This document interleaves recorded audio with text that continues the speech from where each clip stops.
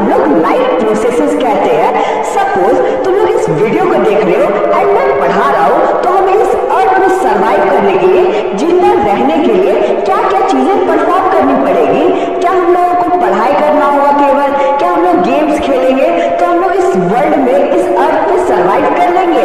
नहीं यार, कुछ बेसिक एक्टिविटीज परफॉर्म करना होगा, जैसे कि बॉडी को मूवमेंट दिखाना होगा, हम लोगों को फूड कंज्यूम करना होगा ताकि न्यूट्रिशन हमारी बॉडी को मिले, बॉडी में ट्रांसपोर्टेशन, एक्सक्रीशन और भी ऐसी बेसिक एक्टिविटीज परफॉर्म होनी चाहिए, तभी कह सकते हैं कि हम लोग इस वर्ल्ड में, इस अर्थ पे सर्वाइव कर रहे हैं। तो हमारे इस चैप्टर को कंप्लीट करने के लिए हम लोगों को 4 मेन टॉपिक्स को अच्छे से कवर अप करना होगा।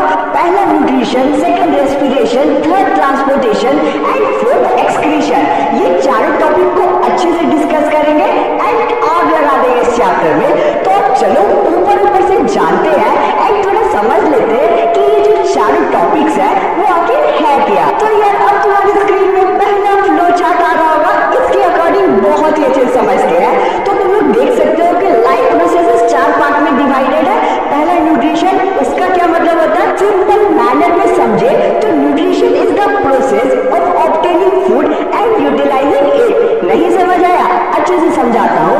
न्यूट्रिशन एक ऐसा प्रोसेस होता है जिसमें हम लोग फूड को कंज्यूम करते हैं एंड उसके बाद जो बॉडी होता है उस फूड को यूटिलाइज करती है, उससे न्यूट्रिशन निकालती है, इसे हम लोग न्यूट्रिशन कहते हैं। ठीक है, अब हमारा सेकेंड चीज है रेस्पिरेशन। रेस्पिरेशन क्या है? Breakdown of food and producing energy, यानी कि जो हमारी बॉडी में फूड अंदर जाती है उसका अच्छे से ब्रेकडाउन होता है एंड ब्रेकडाउन होने के बाद उससे एनर्जी निकलती है जिसे हमारी बॉडी चलती है, सर्वाइव करती है। उसके बाद ट्रांसपोर्टेशन, यार हमारी बॉडी फूड तो कंज्यूम करती है, न्यूट्रिशन तो निकलता है, लेकिन पूरी बॉडी में न्यूट्रिशन पहुंचता कैसे है? ऑब्वियसली ट्रांसपोर्टेशन की हेल्प से। तो वही चीज है, movement of substance from one part of body to another part of body. एक पार्ट ऑफ बॉडी से दूसरे पार्ट ऑफ बॉडी से जो भी चीजें जाती है उसे ट्रांसपोर्टेशन कहते हैं। Last excretion, removal of metabolic waste out of body is called excretion. Simple सा था, जो भी चीजें हमारी बॉडी से बाहर निकलती है, अनवांटेड चीजें जैसे कि यूरिन हो गया एंड और भी तुम लोगों को पता है क्या बाहर निकलता है, ये सारी चीजें जो बाहर निकलती है वो हमारा जो है वो अनवांटेड चीज है एंड इसी प्रोसेस को हम लोग बोलते हैं एक्सक्रीशन। तो आई होप पहला फ्लो चार्ट बहुत ही अच्छे से क्लियर होगा। चलो अब हम लोग आगे बढ़ते हैं। तो यार यहाँ तक तो सारी चीजें क्लियर होगी जो मैंने एक्सप्लेन किया। अब हम लोग सबसे पहले समझते हैं इस चैप्टर का सबसे पहला टॉपिक एंड स्टार्ट करते हैं हम न्यूट्रिशन को। तो न्यूट्रिशन को मैंने एक्सप्लेन कर दिया कि आखिर वो होता क्या है। इसके 2 टाइप्स होते हैं, 2 मोड्स होते हैं, जो कि है तुम्हारा autotrophic nutrition and heterotrophic nutrition. तो यार ऑटोट्रॉपिक क्या होता है? गाड़ी वाला है घर से कचरा निकालना ऑटो? नहीं यार, ऑटो मतलब खुद से, यानी कि ऐसे ऑर्गेनिज्म जो अपना खाना खुद से बनाते हो उसे हम लोग ऑटोट्रॉपिक न्यूट्रिशन कहते हैं। समझ गए? इसका बहुत ही सिंपल सा एग्जांपल है हमारा ग्रीन प्लांट। अब तुम लोग कहोगे भैया हम भी मैगी खुद से बनाते हैं तो हम भी तो ऑटोट्रॉपिक न्यूट्रिशन हुए, और मम्मी भी खाना बना के देती है एंड हम तो उसे बस कंज्यूम करते हैं तो हम भी तो ऑटोट्रॉपिक हुए। अरे नहीं यार, ऑटोट्रॉपिक को सिंपल वे से तुम लोग समझना चाहो तो ऐसा प्रोसेस जिसमें सारे जो प्रोडक्ट्स तुम्हारे यूज होते हैं वो नेचुरली ऑब्जॉर्व किए जाते हैं, यूज किए जाते हैं। जैसे कि तुम्हारे ग्रीन प्लांट अपना खाना कैसे बनाते हैं? सनलाइट यूज करते हैं, वाटर यूज करते हैं, कार्बन डाइऑक्साइड यूज करते हैं, ये सारी चीजें यूज करते हैं जो कि नेचुरली मिलती है। एंड हम ह्यूमंस क्या करते हैं? हम ह्यूमंस उन प्लांट्स को यूज करते हैं, जैसे कि वेजिटेबल्स लेते हैं प्लांट से एंड ये सारी चीजों को उनसे यूज करते हैं, तो हम लोग आ जाते हैं हेटेरोट्रॉपिक न्यूट्रिशन। ऑटोट्रॉपिक समझ गए? हेटेरोट्रॉपिक भी मैंने थोड़ा सा हिंट दे दिया। हेटेरोट्रॉपिक मतलब ऐसे ऑर्गेनिज्म जो अपने सर्वाइवल के लिए दूसरे पे डिपेंडेंट होते हैं, उन्हें हेटेरोट्रॉपिक न्यूट्रिशन कहते हैं, यानी कि वो अपना जो खाना है वो दूसरों से ऑब्टेन करते हैं। समझ गए? अब ऑटोट्रॉपिक न्यूट्रिशन का थोड़ा और डिटेल में जानते हो, इस चैप्टर में सभी के अंदर टाइप्स घुसे हुए हैं। तो तुम्हारा जो ऑटोट्रॉपिक न्यूट्रिशन है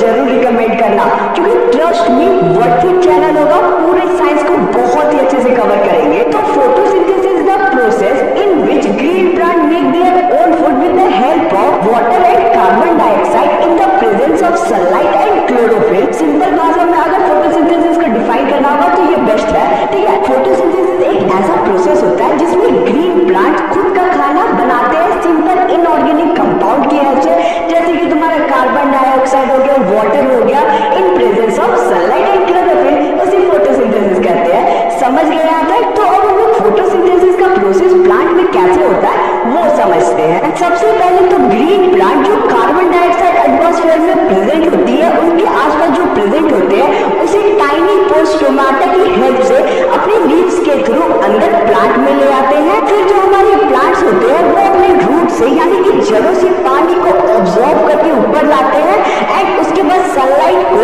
जो लीव्स में प्रेजेंट क्लोरोफिल होती है, वो ट्रैक कर लेती है सनलाइट को एंड ये सारी चीजों को मिक्स करके जो फोटोसिंथेसिस का प्रोसेस है वो पूरा होता है। इन तीनों की हेल्प से प्लांट अपना खाना खुद बनाती है in the form of carbohydrate, जिसे तुम लोग ग्लूकोज भी कह सकते हो, एंड फिर as a byproduct oxygen release करती है हमारे प्लांट्स, जिसे हम लोग इनहेल करके सर्वाइव करते हैं। तो यार अभी जो मैंने वर्ड्स के फॉर्म में तुम लोगों को एक्सप्लेन किया फोटोसिंथेसिस का प्रोसेस, उसे अब हम लोग एक केमिकल रिएक्शन की हेल्प से समझते हैं जो कि तुम्हारी स्क्रीन पे है। ये जो रिएक्शन है इसे मार्क कर लो, ये इंपॉर्टेंट रिएक्शन है एग्जाम के प्रोस्पेक्टिव से। तो देखो अब रिएक्शन को समझते हैं। देखो 6CO2 यानी कि जो कार्बन डाइऑक्साइड है वो पहले जो लीव्स है वो स्टोमाटा की हेल्प से कैप्चर कर लेती है, उसके बाद 2H2O यानी कि जो वाटर है वो रूट्स की हेल्प से प्लांट में एंटर करती है, उसके बाद जो क्लोरोफिल है वो सनलाइट को अब्सॉर्ब कर लेती है and as a byproduct C6H12O6 यानी कि ग्लूकोज प्लस 6O2, O2 मतलब ऑक्सीजन, प्लस 6H2O यानी कि वाटर तुम लोगों का एज अ बायो प्रोडक्ट बनता है। अब तुम्हारा ग्लूकोज बनता है, ठीक है, ऑक्सीजन बनता है एंड जो वाटर होती है वो भी थोड़ा थोड़ा बनता है एंड एटमॉस्फेयर में जो लीव्स है वो उसे रिलीज करती है। तो रिएक्शन समझ गया कि कैसा तुम लोगों को लिखा गया है, ठीक है। इसे बैलेंस करना मत भूलना, नहीं तो मार्क्स डिडक्ट हो सकते हैं, ठीक है। अब एक इंपॉर्टेंट पॉइंट नोट डाउन कर लो कि जो हमारी प्लांट्स है वो ग्लूकोज को स्टार्च के फॉर्म में स्टोर करती है एंड ह्यूमंस ग्लूकोज को ग्लाइकोजन की फॉर्म में स्टोर करते हैं। वीडियो में आगे बढ़ने से पहले मैं तुम लोगों को कुछ बताना चाहता हूँ। बहुत सारे लोग मुझे कमेंट करके ये पूछते हैं कि एग्जाम्स एंड बोर्ड्स 2025 के लिए कुछ अच्छे बुक्स को रिकमेंड कीजिए सर। तो मैं तुम लोगों को गुरुकुल में ओसवाल के लास्ट 10 ईयर्स और पेपर को रिकमेंड करना चाहता हूँ। ये जो बुक है इसी से मैंने लास्ट में तुम लोगों को इंपॉर्टेंट क्वेश्चन दिए हैं, क्योंकि मैंने पूरी बुक को एनालाइज किया और जो भी क्वेश्चन बताए गए हैं वो काफी ज्यादा इंपॉर्टेंट है। इस बुक में तुम लोगों को 2014 से 2024 तक के बोर्ड्स के सॉल्व पेपर मिलेंगे, जो तुम्हारी प्रिपरेशन को एक नेक्स्ट लेवल पे ले जाएगी, क्योंकि हर साल लगभग ये सेम टाइप के क्वेश्चंस को रिपीट करता है तुम्हारा बोर्ड। ये जो बुक है ये क्लास 10 के लेटेस्ट सिलेबस एंड करिकुलम के अकॉर्डिंग बनाया गया, जो कि तुम्हारी प्रिपरेशन डेप्थ से करवाएगी और तुम्हारी टाइम मैनेजमेंट को भी बहुत ज्यादा इंप्रूव करेगी, क्योंकि बहुत सारे स्टूडेंट का तो पेपर ही एग्जाम में छूट जाता है। बुक में सर तुम्हें 21 क्वेश्चन पेपर मिलेंगे एंड इसकी जो आंसर है ये एग्जैक्टली बोर्ड्स की मार्किंग स्कीम के अकॉर्डिंग है। एडिशनली oswal.io जो कि एक ऑनलाइन प्लेटफॉर्म है मॉक टेस्ट के लिए, यहाँ जाकर तुम लोग ऑनलाइन टेस्ट दे सकते हो, जिससे तुम्हारी टाइम मैनेजमेंट बहुत ज्यादा इंप्रूव होगी। तो बुक्स एंड मॉक टेस्ट की लिंक तुम्हें डिस्क्रिप्शन में मिल जाएगी, जरूर से विजिट करना, काफी ज्यादा हेल्पफुल होगा तुम लोगों के लिए। तो चलो वीडियो में आगे बढ़ते हैं। अब हम लोग ऑटोट्रॉपिक न्यूट्रिशन का सेकेंड प्रोसेस जो कि केमोसिंथेसिस है उसे डिस्कस कर लेते हैं। इस पार्ट से हार्डली कभी क्वेश्चन पूछा जाता है, लेकिन for general information and as a backup तुम लोग थोड़ा सा समझ लो कि केमोसिंथेसिस क्या होता है। कुछ आयरन एंड सल्फर के जो बैक्टीरिया होते हैं वो केमिकल एनर्जी का यूज करते हैं, जो कि रिलीज होती है during oxidation of simple inorganic compound and इससे वो ऑर्गेनिक फूड तैयार करते हैं एंड इसी प्रोसेस को हम लोग केमोसिंथेसिस कहते हैं। जो स्क्रीन पे तुम्हारा डेफिनेशन दिख रहा होगा बस सिंपली उसे याद कर लेना एंड एक दो एग्जांपल भी जो स्क्रीन पे दिख रहा है उसे याद कर लेना, उससे ज्यादा कुछ भी नहीं आएगा। अब आगे के बुक में लोगों को ये बताया गया कि कौन कौन से इवेंट फोटोसिंथेसिस के प्रोसेस के दौरान होते हैं। तो पहला है तुम लोगों का absorption of light energy by chlorophyll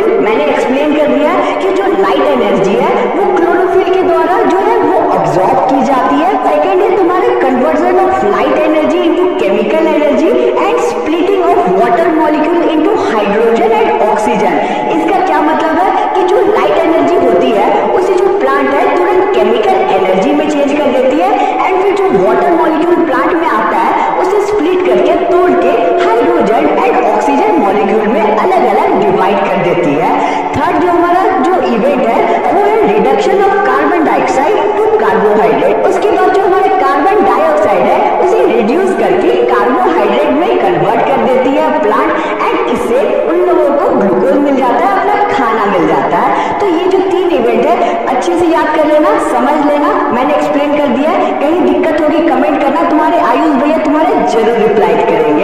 एक चीज याद रखना कि जो फोटोसिंथेसिस की इवेंट्स हमने डिस्कस किए वो जरूरी नहीं है कि एक के बाद एक तुरंत हो, नहीं। डेजर्ट प्लांट के एग्जांपल की हेल्प से हम लोग ये समझते हैं कि कैसे ये जो इवेंट्स है ये एक के बाद एक जरूरी नहीं है कि अकर होंगे। तो देखो डेजर्ट प्लांट में होता क्या है कि डेजर्ट एरिया में बहुत ज्यादा गर्मी होती है, इसलिए वो अपना मेन गेम खेलते हैं डेजर्ट प्लांट, एंड वो जो फोटोसिंथेसिस का प्रोसेस होता है वो रात के टाइम पे करते हैं। अब तुम लोग सोचोगे कि रात में तो सनलाइट होता ही नहीं है, तो रात में वो कैसे अपना फोटोसिंथेसिस कर पाएंगे?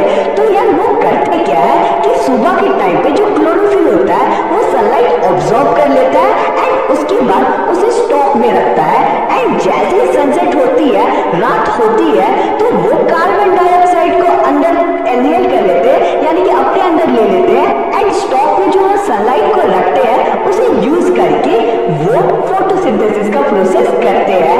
ऑब्वियसली सुबह के टाइम पे अगर वो फोटोसिंथेसिस करेंगे तो इतना ज्यादा गर्मी होता है, धूप होता है कि एक्सेस ऑफ वाटर लॉस हो जाएगा प्लांट से, एंड फिर वो फोटोसिंथेसिस कर नहीं पाएंगे, इसलिए वो रात का टाइम प्रेफर करते हैं फोटोसिंथेसिस के लिए। समझ गए? ये इंपॉर्टेंट पॉइंट था।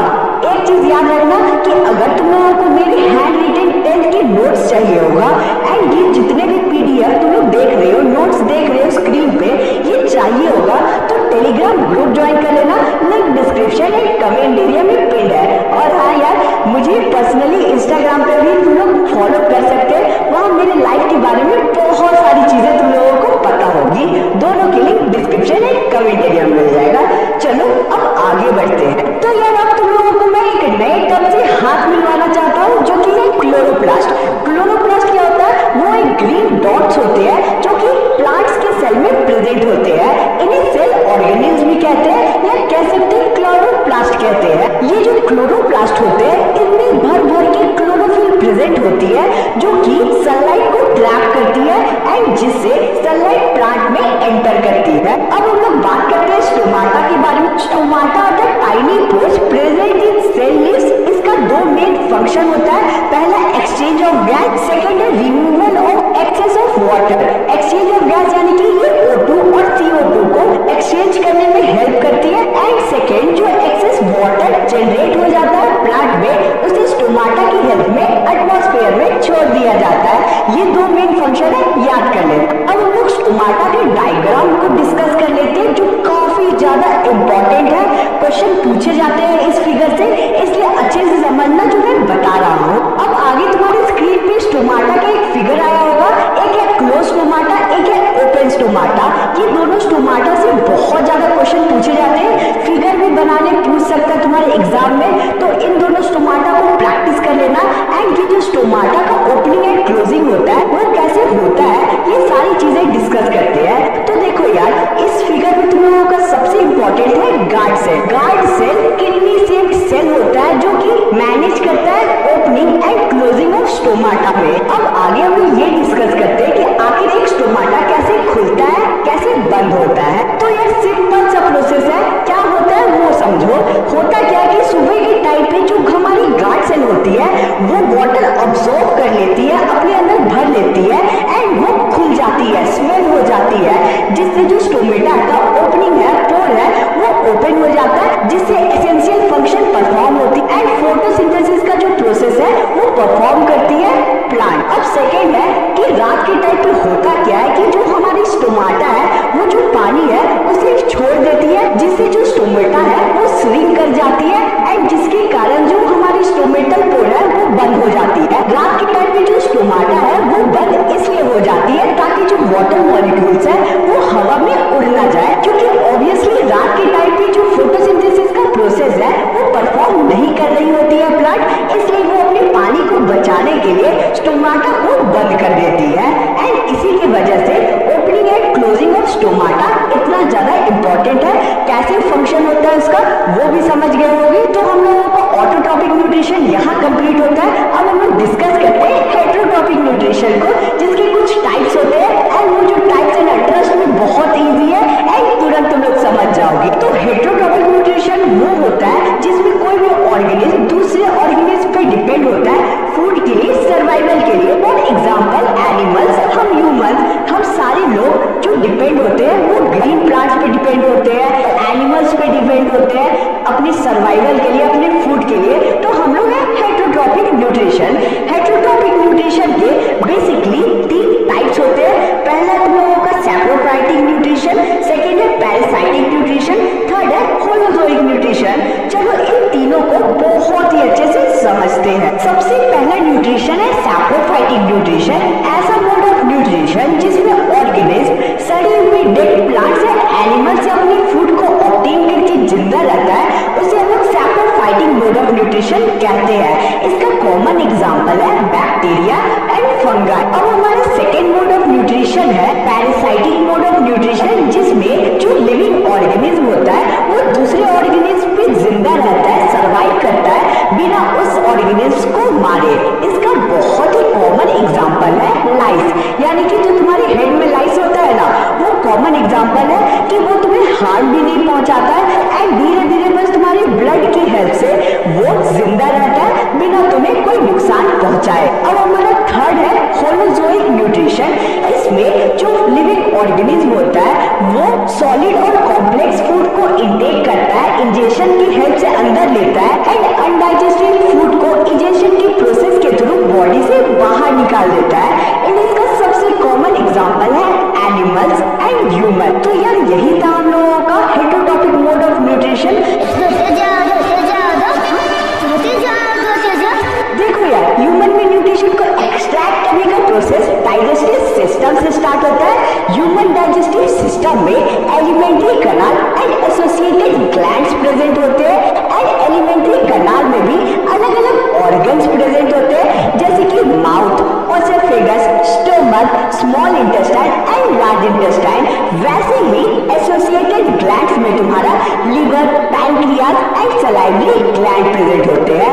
इन सारी चीजों को मिलाकर जो हमारा डाइजेशन का प्रोसेस है वो 5 मेजर स्टेप्स में कंप्लीट होता है, जो कि तुम्हारा इंजेशन, डाइजेशन, अब्जॉर्प्शन, एसिमिलेशन और इजेशन। तो चलो ऊपर से इन 5 टॉपिक्स को समझ लेते हैं। देखो यार, इंजेशन का सिंपल सा मतलब है टेकिंग इन फूड, यानी कि फूड को कंज्यूम करना। डाइजेशन को सिंपली हम लोग ऐसे समझ सकते हैं कि break down of complex food into simpler form, यानी कि जो फूड है उसे ब्रेक डाउन करके यानी कि तोड़ के हम लोग छोटे छोटे टुकड़ों में तोड़ देते हैं, उसे हम लोग डाइजेशन कहते हैं। उसके बाद है हमारा अब्जॉर्प्शन, जो हमारा डाइजेस्टेड फूड है उसे न्यूट्रिएंट्स को अब्जॉर्ब करने के प्रोसेस को हम लोग अब्जॉर्प्शन कहते हैं। तुम्हें कोई भी एक्टिविटी करने के लिए एनर्जी चाहिए ना, गर्लफ्रेंड को घुमाने के लिए, गर्लफ्रेंड से चैट करने के लिए, पढ़ाई करने के लिए, दौड़ने के लिए, गेम खेलने के लिए, सारी चीजों के लिए एनर्जी चाहिए। वो एनर्जी हमें यही न्यूट्रिएंट से मिलती है। आगे है हमारा एसिमिलेशन। एसिमिलेशन में बहुत सारे स्टूडेंट कंफ्यूज होते हैं। एसिमिलेशन का मतलब होता है कि जो न्यूट्रिएंट्स अब्सॉर्ब किए हमारी बॉडी ने उसे सारी बॉडी पार्ट्स तक पहुंचाने के प्रोसेस को हम लोग एसिमिलेशन कहते हैं। और लास्ट है हमारा इजेशन। इजेशन का मतलब क्या होता है? अनडाइजेस्टेड फूड को अपनी बॉडी से बाहर निकाला, इसे हम लोग बोलते हैं इजेशन। आई होप तुम लोगों को ऊपर से सारे प्रोसेस क्लियर होंगे। चलो अभी तो ये था हम लोगों का हल्का फुल्का पोस्टमार्टम। तो अब चलो हमारे सबसे पहले टॉपिक इंजेशन का अच्छे से पोस्टमार्टम शुरू करते हैं। ह्यूमन बीइंग में एक स्पेशल ऑर्गन की हेल्प से हमारा इंजेशन का प्रोसेस स्टार्ट होता है, जो कि है हमारा माउथ। इंजेशन को सिंपल वे से तुम लोग ऐसे डिफाइन कर सकते हो, it is the process of putting food in the mouth with the help of hands. समझ गए इंजेशन कितना सिंपल था। अब हमारा सेकेंड प्रोसेस है डाइजेशन, जो कि बहुत ही ज्यादा लंबा एंड कॉम्प्लेक्स है। चलो डाइजेशन का पोस्टमार्टम शुरू करते हैं। तो हमारा जो डाइजेशन का प्रोसेस है वो हमारे माउथ से ही स्टार्ट हो जाता है। हमारे माउथ कैविटी यानी कि बकल कैविटी में टीथ, टंग एंड हमारे सलाइवरी ग्लैंड प्रेजेंट होते हैं एंड ये तीनों की हेल्प से हमारा जो फूड है वो थोड़ा थोड़ा डाइजेस्ट होना स्टार्ट हो जाता है माउथ में ही। सबसे पहले जो टीथ होती है वो फूड जैसे ही माउथ में इंटर करती है तो जो टीथ है वो हमारी फूड को छोटे छोटे टुकड़ों में तोड़ना स्टार्ट कर देती है, यानी कि ग्राइंड करना स्टार्ट कर देती है। सेकेंड जो है सलाइवरी ग्लैंड, वो सलाइवा प्रोड्यूस करती है और जो हमारा टंग है वो सलाइवा को फूड से मिक्स कर देता है। अब यहाँ पे सलाइवा का 2 मेन काम है। पहला कि वो जो फूड है उसे वेट कर देती है, यानी कि भिगा देती है, जिससे फूड को स्वॉलो करने में यानी कि निगलने में आसानी होती है। सेकेंडली जो हमारी सलाइवा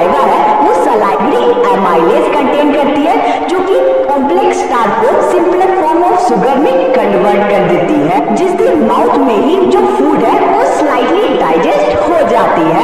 तो ये जो मेन काम है सलाइवा का, उसे अच्छे से याद करना, एग्जाम में फ्रीक्वेंटली पूछी जाती है इसके फंक्शन। अब हमारे माउथ का काम तो कंप्लीट होता है, लेकिन यहाँ से हमारे फूड पाइप का काम स्टार्ट होता है, जो कि फूड को स्टोमक तक पहुँचाती है। तो क्या यहाँ पे जादू होता है कि फूड डायरेक्टली स्टोमक तक पहुँच जाती है फूड पाइप की हेल्प से? नहीं, अगर तुम लोग फूड को उल्टे लेट के भी खाओगे ना, तो भी फूड तुम्हारे स्टोमक तक चली जाती है। ऐसा क्यों होता है वो समझते हैं। तो यहाँ पे एग्जैक्टली होता क्या है कि जो फूड पाइप है वो मसल के बने हुए होते हैं, एंड जो मसल होता है वो अल्टरनेटिवली कॉन्ट्रैक्ट एक्सपैंड होते रहता है, जिसे हम लोग पेरिस्टाल्टिक मूवमेंट भी कहते हैं। और इसी पेरिस्टाल्टिक मूवमेंट के कारण जो हमारा फूड होता है वो धीरे धीरे स्टोमक तक पहुंचता है एंड हमारा स्टोमक में एंटर करता है। स्टोमक एक जे शेप्ड ऑर्गन होता है जो एब्डोमेन के लेफ्ट साइड में प्रेजेंट होता है। स्टोमक में फूड 3 घंटे तक प्रेजेंट होता है एंड स्टोमक के वॉल्स में गैस्ट्रिक ग्लैंड्स प्रेजेंट होते हैं, जो आगे डाइजेशन का प्रोसेस कैरी ऑन करते हैं। ये gastric gland gastric juices produce करती है एंड इन गैस्ट्रिक जूसेस में 3 चीजें प्रेजेंट होती है। पहला हाइड्रोक्लोरिक एसिड यानी कि HCl, सेकंड तुम्हारा protein digestive enzyme called pepsin, and third तुम्हारा है म्यूकस। इन तीनों का क्या क्या फंक्शन होता है ना, वो बहुत ही ज्यादा इंपॉर्टेंट है, अच्छे से सुनना। तो अब चलो इन तीनों के फंक्शन को समझते हैं। सबसे पहला HCl यानी कि हाइड्रोक्लोरिक एसिड, जो लैब में भी बनाया जाता है एंड जो कि बहुत ही ज्यादा एसिडिक होता है, समझ लो उसे हाथ भी जल जाते हैं, वो हमारे स्टोमक में प्रेजेंट होता है। तो इसका सबसे पहला काम होता है कि जो फूड होता है ना, उसमें कुछ जर्म्स एंड बैक्टीरिया कभी कभी पेट में चले जाते हैं। तो होता क्या है कि ये जो HCl होता है ना, ये तुरंत ही इन जर्म्स को और बैक्टीरिया को मार देता है। और इसका सेकेंड काम ये है कि ये जो फूड है उसे एसिडिक बना देता है, ताकि हमारा जो सेकेंड एंजाइम है पेप्सिन वो काम कर सके। यानी कि जो हमारा एंजाइम है ना पेप्सिन, वो हमेशा एसिडिक मीडियम में ही काम कर सकता है, इसलिए HCl जो फूड है उसे एसिडिक बना देता है। तो ये दो जो फंक्शन है ना स्क्रीन पे दिख रहे हैं, अच्छे से रट जाना, क्वेश्चन पूछे जाते हैं यहाँ से। अब हमारे सेकेंड जो एंजाइम है पेप्सिन, उसका क्या काम होता है वो समझते हैं। देखो यार, पेप्सिन का एक बहुत ही सिंपल सा काम है, जो फूड में प्रोटीन प्रेजेंट होता है उसे पेप्सिन ब्रेक डाउन कर देता है। तो पेप्सिन का ये एक फंक्शन है, याद रखना। अब तुम लोग सोचोगे कि HCl के चलते हमारा पेट क्यों नहीं जलता? आपने तो बोला कि बहुत एसिडिक है, हाथ जल जाता है, तो पेट क्यों नहीं जलता है? वो है म्यूकस के कारण। म्यूकस जो है वो हमारे स्टोमक के वॉल्स में प्रेजेंट होता है, जो कि HCl से हमें बचाता है। तो यार आगे ध्यान से सुनो कि अभी तक हुआ क्या। सबसे पहले फूड मुंह में एंटर करता है, जहाँ पे ये स्लाइटली डाइजेस्ट होता है। उसके बाद जो स्लाइटली डाइजेस्टेड फूड है वो स्टोमक में एंटर करता है, जहाँ पे 3 एंजाइम पेप्सिन, HCl और म्यूकस के कारण ये जो फूड है ये पार्शियली डाइजेस्ट हो जाता है, यानी कि आधा डाइजेस्ट हो जाता है। अब ये partially digested food small intestine में स्फिंक्टर मसल के थ्रू एंटर करता है। स्मॉल इंटेस्टाइन एलिमेंट्री कैनाल का लॉन्गेस्ट पार्ट है एंड स्मॉल इंटेस्टाइन अलग अलग जानवरों में डिफर करता है। हर्बीवोरस एनिमल में स्मॉल इंटेस्टाइन की लेंथ बहुत ज्यादा होती है, फॉर एग्जांपल काऊ में, क्योंकि ये लोग घास खाते हैं जिसमें सेल्यूलोज की मात्रा बहुत ज्यादा होती है एंड सेल्यूलोज को डाइजेस्ट करना बहुत ही ज्यादा दिक्कत का काम होता है, इसलिए स्मॉल इंटेस्टाइन की लेंथ ज्यादा होती है। इसके opposite carnivorous animal meet consume करते हैं, इसलिए उनका स्मॉल इंटेस्टाइन छोटा होता है, क्योंकि मीट को डाइजेस्ट करना इजी होता है एज कंपेयर टू सेल्यूलोज। तो इस पार्ट से भी क्वेश्चन पूछे जाते हैं, इसलिए आई होप तुम लोग अच्छे से समझ गए होंगे कि क्यों स्मॉल इंटेस्टाइन डिफर करता है अलग अलग एनिमल्स में। तो आगे होता क्या है कि स्मॉल इंटेस्टाइन में ही कार्बोहाइड्रेट, प्रोटीन एंड फैट्स का कंप्लीट डाइजेशन होता है। फूड को स्मॉल इंटेस्टाइन में डाइजेस्ट करने के लिए 2 ग्लैंड्स प्रेजेंट होते हैं, सबसे पहले पैनक्रियाज एंड सेकेंड तुम्हारा लिवर। ये दोनों का क्या क्या फंक्शन होता है उसे हम लोग आगे बहुत ही अच्छे से समझते हैं, क्योंकि यहाँ से भी क्वेश्चन पूछे जाते हैं। लिवर बाइल जूस सेक्रेट करता है, जिसका 2 मेन काम होता है। सबसे पहले जो एसिडिक फूड स्टोमक से आती है स्मॉल इंटेस्टाइन में, उसे जो बाइल जूस होती है उसे वो एल्कलाइन बना देती है, ताकि पैनक्रियाटिक जूस उस पर काम कर सके एंड फूड को डाइजेस्ट कर सके। बाइल जूस का सबसे इंपॉर्टेंट काम है, जो कि सेकेंड काम है, वो है फैट्स को डाइजेस्ट करना। जो फैट्स हमारे स्मॉल इंटेस्टाइन में आते हैं वो लार्ज ग्लोब्यूल्स में आते हैं, जिसे डाइजेस्ट करना बहुत ही ज्यादा डिफिकल्ट होता है। लीवर से निकला बाइल सॉल्ट फैट के लार्ज ग्लोब्यूल्स को तोड़ करके स्मॉलर ग्लोब्यूल्स में कन्वर्ट कर देती है। एंड ये हमारा सेकेंड काम है बाइल सॉल्ट का, तो ये दोनों काम याद रखना। स्मॉल इंटेस्टाइन का सेकेंड ग्लैंड है हमारा पैंक्रियाज, जो कि पैंक्रियाटिक जूस प्रोड्यूस करती है। इस जूस में अलग अलग एंजाइम्स प्रेजेंट होते हैं। सबसे पहला होता है ट्रिप्सिन, जो प्रोटीन को डाइजेस्ट करने में हेल्प करती है। लाइपेज इमल्सिफाइड फैट को ब्रेक डाउन करने में हेल्प करती है।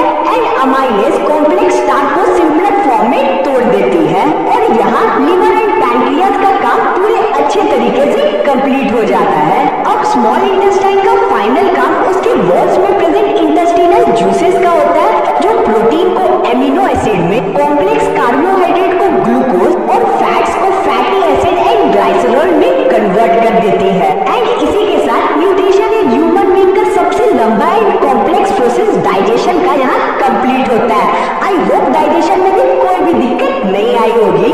दिक्कत होगी तो तुम्हारे आयुष भैया है ना यार, कमेंट करके तुरंत पूछो, तुरंत रिप्लाई मिलेगा। अब हम लोग थर्ड स्टेज को समझते हैं, जो कि अब्जॉर्प्शन। जो फूड होता है वो इतना स्मॉल टुकड़ों में टूट जाता है कि अब होता क्या है कि वो स्मॉल इंटेस्टाइन के वॉल से इजीली पास होकर ब्लड में मिल सकता है। एंड इसी प्रोसेस को हम लोग अब्जॉर्प्शन कहते हैं, कि जो फूड है उसके न्यूट्रिएंट्स निकलकर ब्लड में अब मिल जाता है। स्मॉल इंटेस्टाइन में millions of finger like projection present होते हैं, जिसे विलीज कहते हैं। ये जो विलीज होती है ये रिचली ब्लड वेसल से सप्लाइड होती है। विलीज अब्सॉर्प्शन के लिए लार्ज सरफेस एरिया प्रोवाइड करती है, जिससे अब्सॉर्प्शन का जो रेट होता है वो और ज्यादा बढ़ जाता है। अब हमारा फोर्थ स्टेज है एसिमिलेशन का। तो जो हमारा न्यूट्रिएंट्स होते हैं वो स्मॉल इंटेस्टाइन के वॉल से पास होकर ब्लड में मिल जाते हैं।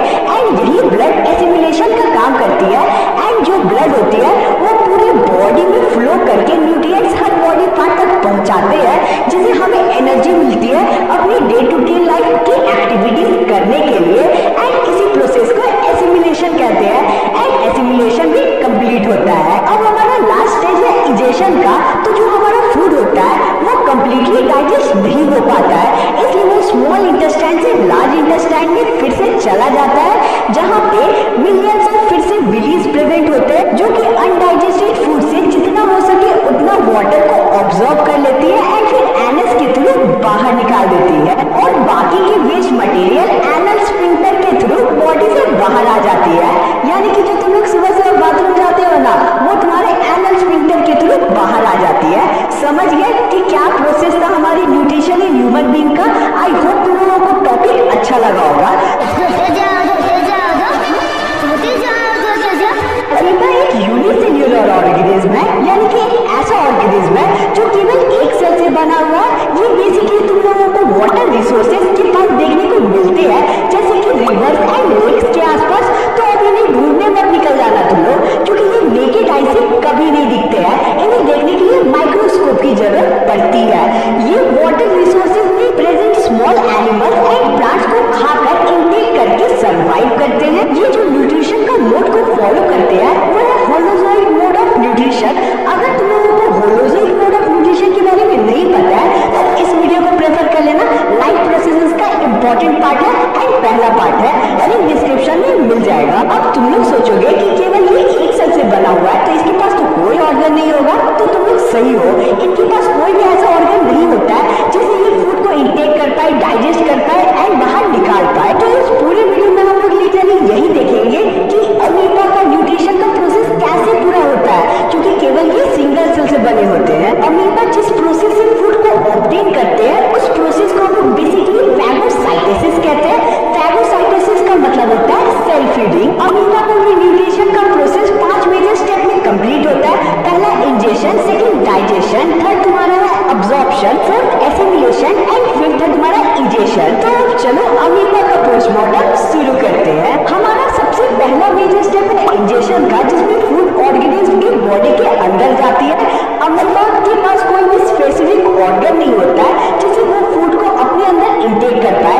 क्योंकि वो सिंगल सेल से बना होता है। उसके पास माउथ भी नहीं होता है, इसलिए वो सिंपली फिंगर लाइक प्रोजेक्शन बनाता है अपने फूड के अराउंड, जिसे हम लोग सूडोपोडिया कहते हैं। अब फैगोसाइटोसिस क्या होता है उसका डेफिनेशन तुम्हारी स्क्रीन में पॉप आउट हो रहा होगा, उससे अच्छे से याद कर पूछे जाते हैं यहाँ से। The process of engulfing solid food particle with the help of plasma membrane is called phagocytosis. तो जब भी कोई भी फूड पार्टिकल अमीबा के करीब आता है तो वैसे अमीबा अपने सूडोपोडिया की हेल्प से जो फूड है उसे अपनी बॉडी के अंदर इनटेक कर लेता है। तुम्हारी स्क्रीन में सारा प्रोसेस अच्छे से शो हो रहा होगा एनिमेशन के थ्रू। फूड को इनटेक करने के बाद अमीबा एक फूड वैक्यूल बना देता है फूड पार्टिकल के अराउंड, जिसे अमीबा का टेम्पररी स्टोमक भी कहा जाता है। और इसके बाद हमारा अमीबा का सेकेंड मेजर स्टेप स्टार्ट होता है जो कि है डाइजेशन का। जैसे ही फूड वैक्यूल में फूड एंटर करता है वैसे ही हमारे साइटोप्लाज्म में जो कि अमीबा में प्रेजेंट होता है उस साइटोप्लाज्म से अलग अलग एंजाइम फूड वैक्यूल में एंटर करते हैं, जिससे वो जो फूड होता है उसे सॉल्यूबल एंड सिंपलर फॉर्म में तोड़ देते हैं। और इस तरह डाइजेशन का प्रोसेस हमारे अमीबा में बहुत ही सिंपल तरीके से कंप्लीट हो जाता है। डाइजेशन के बाद हमारे अमीबा में तीसरा मेजर स्टेप अब्जॉर्प्शन का स्टार्ट हो जाता है। अमीबा में प्रेजेंट डाइजेस्टेड फूड डिफ्यूजन की हेल्प से साइटोप्लाज्म में डिफ्यूज हो जाती है। और क्योंकि अमीबा सिर्फ एक सेल से बना हुआ है इसलिए इसमें कोई भी बॉडी सिस्टम की जरूरत नहीं पड़ती है, जिससे ये फूड एक जगह से दूसरी जगह तक ले जाता है। अमीबा में सिंपली डाइजेस्टेड फूड वैक्यूल से निकलकर पूरे अमीबा में अब्सॉर्ब हो जाता है। और अब्सॉर्प्शन के प्रोसेस के बाद जो हमारा फूड वैक्यूल है अमीबा के अंदर से गायब हो जाता है। अब हमारा नेक्स्ट स्टेप है that is fourth major step है एसिमिलेशन का, जिसमें होता क्या है कि अमीबा जो भी एनर्जी फूड से निकालता है उसे अपनी ग्रोथ, डेवलपमेंट एंड सर्वाइवल के लिए यूज करता है। इसके बाद अमीबा में फिफ्थ मेजर स्टेप इजेशन का स्टार्ट होता है। इजेशन में अमीबा अनडाइजेस्टेड फूड को अपनी बॉडी से बाहर निकालती है। अनडाइजेस्टेड फूड को अपने आप से बाहर निकालने के लिए बेचारे अमीबा के पास कोई भी स्पेसिफिक ऑर्गन नहीं होता है, इसलिए वो सिंपली करता क्या है कि सारे अनडाइजेस्टेड फूड को एक जगह पे जमा कर लेता है। इसके बाद जो बेचारा अमीबा है वो अपने खुद के सेल मेम्ब्रेन को रैप्चर कर लेता है यानी कि तोड़ देता है एंड फिर उसके बाद अनडाइजेस्टेड फूड बाहर निकाल देता है, जो तुम लोग देख सकते हो अपने स्क्रीन पे। और इसी के साथ हमारा पूरा प्रोसेस अमीबा का कंप्लीट होता है। एंड तुम लोगों को पता है पेरिमीशियम जो कि इसी टाइप का एक ऑर्गेनिज्म है उसमें भी न्यूट्रिशन का प्रोसेस कुछ इसी टाइप से कंप्लीट होता है। तो ये सबसे पहले हम लोग ये समझते हैं कि हमारा जो टॉपिक है रेस्पिरेशन उसका एग्जैक्टली मतलब क्या है। तो में से 90% स्टूडेंट को ये लगता है कि रेस्पिरेशन का मतलब होता है सांस लेना। नहीं, बिल्कुल भी नहीं। Respiration is the process in which a living organism obtain energy by breakdown of food in the cells. यानी कि रेस्पिरेशन एक ऐसा प्रोसेस है जिसमें लिविंग ऑर्गेनिज्म एनर्जी ऑब्टेन करती है फूड के ब्रेकडाउन के थ्रू। समझ गए कितना इजी था। तो तुम में से अब 90% स्टूडेंट को ये डाउट होगा कि अब हम लोग जो सांस अंदर लेते हैं और बाहर छोड़ते हैं तो उसे हम लोग क्या कहेंगे। तो यार मेरे पोपलूस उसे हम लोग सिंपली ब्रीदिंग कहते हैं। अब हम लोग रेस्पिरेशन को एक बहुत ही इंपॉर्टेंट इक्वेशन के थ्रू समझेंगे जो तुम्हारे एनसीईआरटी में गिवन है। मार्क कर लो इस इक्वेशन को क्योंकि बहुत इंपॉर्टेंट है एग्जाम के पॉइंट ऑफ व्यू से। तो अब तुम्हारी स्क्रीन पे आ गया होगा वो इक्वेशन, हम लोग भी बहुत ही अच्छे से समझ लेते हैं। देखो C6H12O6 जो कि तुम्हारे ग्लूकोज है, जब वो ऑक्सीजन से मिलता है यानी कि 6CO2 ऑक्सीजन से कंबाइन होता है तब इसका प्रोडक्ट बनता है तुम्हारा 6CO2 plus 6H2O plus ATP energy, यानी कि कार्बन डाइऑक्साइड बनता है, थोड़ा सा वाटर बनता है और ATP यानी कि एनर्जी बनता है। अब हम लोग डिटेल में इस इक्वेशन को बहुत ही अच्छे से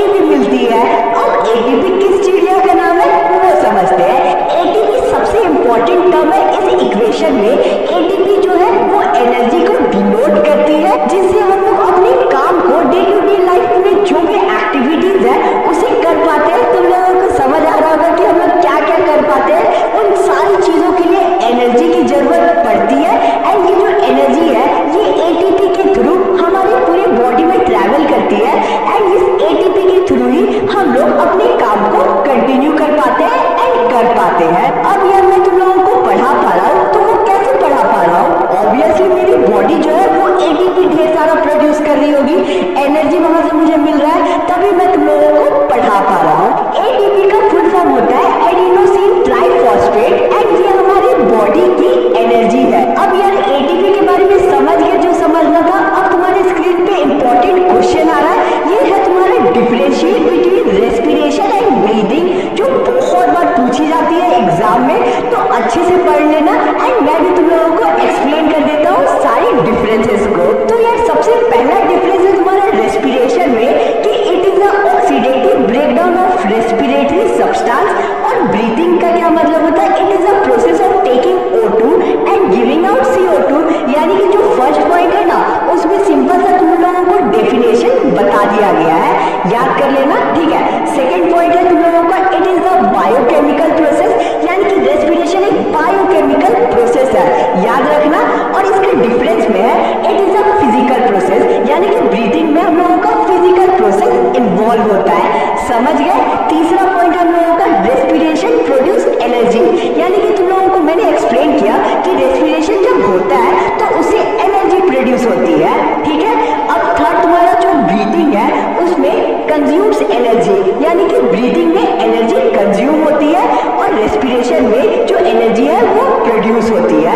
बहुत इंपॉर्टेंट डिफरेंस है, याद रखना। फोर्थ तुम्हारा जो रेस्पिरेशन में डिफरेंस है वो ये है कि respiration enzymes are involve, respiration में एंजाइम्स इन्वॉल्व होते हैं, ठीक है। In breathing no enzymes are involve, ठीक है, ब्रीदिंग में कोई भी एंजाइम इन्वॉल्व नहीं होते हैं। फिफ्थ तुम्हारा जो डिफरेंस है वो ये है कि it is a intracellular process, याद रखना। और तुम्हारा जो ब्रीदिंग है वो एक्स्ट्रा सेल्यूलर प्रोसेस है, याद कर लेना। ये डिफरेंस एग्जाम में पूछा जाता है, 5 पॉइंट लिख लेना, फुल मार्क्स मिल जाएंगे, मुट्ठी में आ जाएंगे। तो यार अगर यहाँ तक वीडियो को देख लिया, चैनल को सब्सक्राइब नहीं किया तो कर लेना, और नोट्स की टेंशन बिल्कुल भी मत लेना, लिंक डिस्क्रिप्शन में मिल जाएगा टेलीग्राम ग्रुप का, वहां से तुम लोग इजीली नोट्स को अपने पास ला सकते हो, मैं प्रोवाइड कर दूंगा। एंड हाँ, इंस्टाग्राम पे भी फॉलो कर लेना। तो चलो आगे बढ़ते हैं वीडियो में। तो यार आगे हम लोग रेस्पिरेशन के टाइप्स का पोस्टमार्टम करेंगे। तो बेसिकली रेस्पिरेशन के 2 टाइप्स होते हैं, aerobic respiration and anaerobic respiration. अब ये दोनों का मतलब क्या होता है वो समझते हैं। एरोबिक रेस्पिरेशन वो रेस्पिरेशन होता है जो ऑक्सीजन के प्रेजेंस में होता है, एंड एनारोबिक वो रेस्पिरेशन होता है जो ऑक्सीजन के एब्सेंस में अकर होता है। अब हम लोग ये दोनों के बीच डिफरेंस देख लेते हैं, जो कि एग्जाम में पूछा जाता है कभी कभी। इसके भी 5 पॉइंट्स को बहुत ही अच्छे से समझ लेते हैं, जिससे इसका जो कॉन्सेप्ट है वो और ज्यादा क्लियर हो जाएगा। तुम्हारी स्क्रीन पे अब डिफरेंस दिख रहा होगा, मैं भी अपने मोबाइल में खोल लेता हूँ, ठीक है। सबसे पहले जो हमारा एरोबिक रेस्पिरेशन है वो ऑक्सीजन के प्रेजेंस में होता है, ये लिख देना है। एंड तुम्हारा जो एनारोबिक रेस्पिरेशन है वो तुम्हारे ऑक्सीजन के एब्सेंस में अकर होता है, ये पहला डिफरेंस तुम लोगों को लिख देना है। Second difference, occur in cytoplasm and mitochondria, यानी कि एरोबिक रेस्पिरेशन साइटोप्लाज्म और माइटोकॉन्ड्रिया में अकर करता है, एंड तुम्हारा जो एनारोबिक रेस्पिरेशन है वो केवल साइटोप्लाज्म में अकर होता है, समझ गए सेकंड पॉइंट। थर्ड डिफरेंस है तुम्हारा, मोर एनर्जी इज प्रोड्यूस्ड, यानी कि एरोबिक रेस्पिरेशन में ज्यादा एनर्जी प्रोड्यूस होती है, एंड तुम्हारा एनारोबिक रेस्पिरेशन में कम एनर्जी प्रोड्यूस होती है, समझ गए 3 डिफरेंस। आगे तुम्हारा complete breakdown of food take place, यानी कि तुम्हारा जो एरोबिक रेस्पिरेशन है उसमें पूरा का पूरा जो फूड है वो ब्रेकडाउन हो जाता है, एंड तुम्हारा जो एनारोबिक रेस्पिरेशन है उसमें इनकम्प्लीट फूड का ब्रेकडाउन होता है, समझ गए 4th पॉइंट। 5th पॉइंट थोड़ा डिफिकल्ट है, वो मैं तुम लोगों को अभी एक्सप्लेन नहीं कर दूंगा, आगे कर दूंगा, ठीक है, अभी याद कर लेना। End product are CO2, H2 and energy, ठीक है। यानी कि एरोबिक रेस्पिरेशन को जो एंड प्रोडक्ट होता है ना वो तुम्हारा कार्बन डाइऑक्साइड होता है, हाइड्रोजन होता है और एनर्जी होता है। वहीं तुम्हारा एनारोबिक रेस्पिरेशन में एंड प्रोडक्ट ईच में तुम्हारा एथेनोइक एसिड होता है, और तुम्हारा मसल के एंड प्रोडक्ट में तुम्हारा लैक्टिक एसिड आता है, समझ गए। ये 5 डिफरेंस अच्छे से रख लेना, क्वेश्चन पूछे जाएंगे तो लिख देना, 5 के 5 नंबर तुम्हारे मुट्ठी में आ जाएंगे। चलो इस टॉपिक की सबसे इंपॉर्टेंट इमेज को डिस्कस कर लेते हैं, जिससे 5th पॉइंट तुम लोगों को और अच्छे से क्लियर हो जाएगा। तुम्हारी स्क्रीन पे अब वो इमेज दिख रहा होगा, तो अब चलो इस इमेज का भी अच्छे से पोस्टमार्टम कर लेते हैं हम लोग। तो यार ये जो इमेज है ये है तुम्हारा breakdown of glucose by various pathways, कि कैसे ग्लूकोज अलग अलग पाथवेज में ब्रेकडाउन होता है। तो सबसे पहले तुम लोग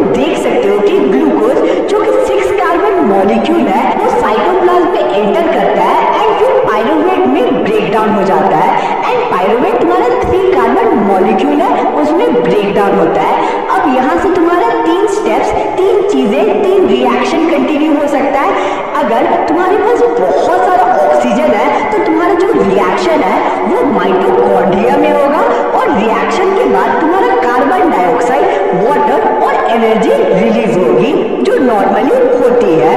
अब तुम्हारा अगर ऑक्सीजन तुम्हारे पास है ही नहीं तो तुम्हारा ये जो रिएक्शन है ये ईस्ट में होता है एंड इसका by product ethanol, carbon dioxide और एनर्जी होता है। याद रखना इसका मेन जो बाई प्रोडक्ट निकलता है वो इथेनॉल होता है, ठीक है। अब तुम्हारा तीसरा स्टेप, अगर तुम्हारे पास ऑक्सीजन की कमी है, अगर सपोज तुम्हारे पास ऑक्सीजन बहुत कम है तो तुम्हारा जो बाई प्रोडक्ट होगा वो लैक्टिक एसिड और एनर्जी होगी। अब इसका एक एग्जांपल देता हूँ, ठीक है। कभी भी तुम लोग बहुत ज्यादा फिजिकल एक्टिविटी करोगे, दौड़ोगे, ठीक है, जिम करोगे, तो तुम लोग देखते होगे कि तुम्हारे पूरे बॉडी में पेन रहता है, ठीक है। तो बॉडी में पेन इसलिए रहता है क्योंकि तुम लोग सपोज दौड़ते हो तो तुम्हारा एक जगह का जो ऑक्सीजन का लेवल है वो कम हो जाता है। सपोज तुम्हारे पैर के ऑक्सीजन का लेवल कम होता है जिसके कारण लैक ऑफ ऑक्सीजन होता है मसल में, ठीक है, जिसके कारण उस एरिया में लैक्टिक एसिड प्रोड्यूस होती है। लैक्टिक एसिड के चलते तुम्हें पेन फील होता है उस पर्टिकुलर एरिया में। समझ गए? बहुत इजी इक्वेशन था। आई होप तुम लोगों से कोई भी टीचर पूछेगा तो तुम लोग आसानी से समझा पाओगे। समझ गए? अब हम लोग चलो आगे बढ़ते हैं एंड अब हम लोग समझते हैं डिफ्यूजन को, जिसका बहुत ज्यादा जिक्र आगे होने वाला है। डिफ्यूजन को सिंपल भाषा में तुम लोग कह सकते हो स्प्रेड होना या फैलना। It is the movement of substance from higher concentration to lower concentration. अभी भी नहीं समझ आया? एक एग्जांपल की हेल्प से बहुत ही अच्छे से समझते हैं। सपोज तुम लोग एक कंटेनर लेते हो जिसमें पानी भरा होता है एंड फिर एक ड्रॉप इंक उसके अंदर डाल देते हो, तो तुम लोग कुछ टाइम पे देखोगे कि जो तुम्हारा इंक है वो पूरे पानी में फैल जाएगा एंड तुम्हारा पानी का जो कलर है वो चेंज हो जाएगा। तो डिफ्यूजन भी यही है। तो अब हम लोग रेस्पिरेशन इन प्लांट स्टार्ट करते हैं। तो हर लिविंग ऑर्गेनिज्म की तरह प्लांट्स में भी रेस्पिरेशन के थ्रू एनर्जी प्रोड्यूस होती है। प्लांट्स में रेस्पिरेशन का process roots, stems and leaves तीनों जगह पे होता है। तो यार तुम लोगों को पता ही है कि जो हमारा रूट्स होता है प्लांट्स का वो सॉइल के अंदर होती है एंड जो सॉइल होती है वहां पर भी तुम्हारा जो एयर है वो ट्रैप्ड होता है। प्लांट के रूट्स में रूट हेयर प्रेजेंट होती है जो कि हमेशा ऑक्सीजन से यानी कि एयर के कांटेक्ट में रहती है। सॉइल में प्रेजेंट ऑक्सीजन रूट हेयर से डिफ्यूजन की हेल्प से प्लांट के हर सेल तक पहुंचती है और फिर जब प्लांट की सेल CO2 प्रोड्यूस करती है तो फिर से जो रूट हेयर्स होती है जो रूट्स में प्रेजेंट होती है वो डिफ्यूजन की हेल्प से सॉइल में वापस से CO2 बाहर निकाल देती है। अब हम लोग आगे रेस्पिरेशन इन स्टेम समझते हैं। तो ऐसे प्लांट्स जिसके स्टेम में वुड नहीं होता है वो नॉर्मल स्टोमाटा की हेल्प से गैसेस एक्सचेंज कर लेते हैं, लेकिन ऐसे प्लांट्स जिसके स्टेम में वुड होता है वो लेंटिसेल्स की हेल्प से गैसेस एक्सचेंज करते हैं। अब हम लोग ये समझते हैं कि कैसे रेस्पिरेशन इन लीव्स होता है। इसके बारे में मत पूछना क्योंकि फर्स्ट पार्ट में मैंने बहुत ही अच्छे से एक्सप्लेन किया है। अगर नहीं देखा है तो देख लेना, लिंक डिस्क्रिप्शन में मिल जाएगा। एंड ये लाइफ प्रोसेसेस का पहला पार्ट है, इंपॉर्टेंट पार्ट है, देख लेना। और चैनल पे नए होगे तो सब्सक्राइब कर लेना, ठीक है। इस पार्ट को रेफर करोगे ना तो ये टॉपिक रेस्पिरेशन इन लीव्स बहुत ही अच्छे से क्लियर हो जाएगा। तो चलो हम लोग बढ़ते हैं नेक्स्ट टॉपिक की तरफ जो कि है रेस्पिरेशन इन एनिमल्स। इस टॉपिक के अंदर हम लोग दो तरह के एनिमल्स के बारे में समझेंगे। पहला aquatic animal, second terrestrial animal. इन दोनों में रेस्पिरेशन का प्रोसेस कैसा होता है वो समझेंगे। Aquatic animal for example fish के पास गिल्स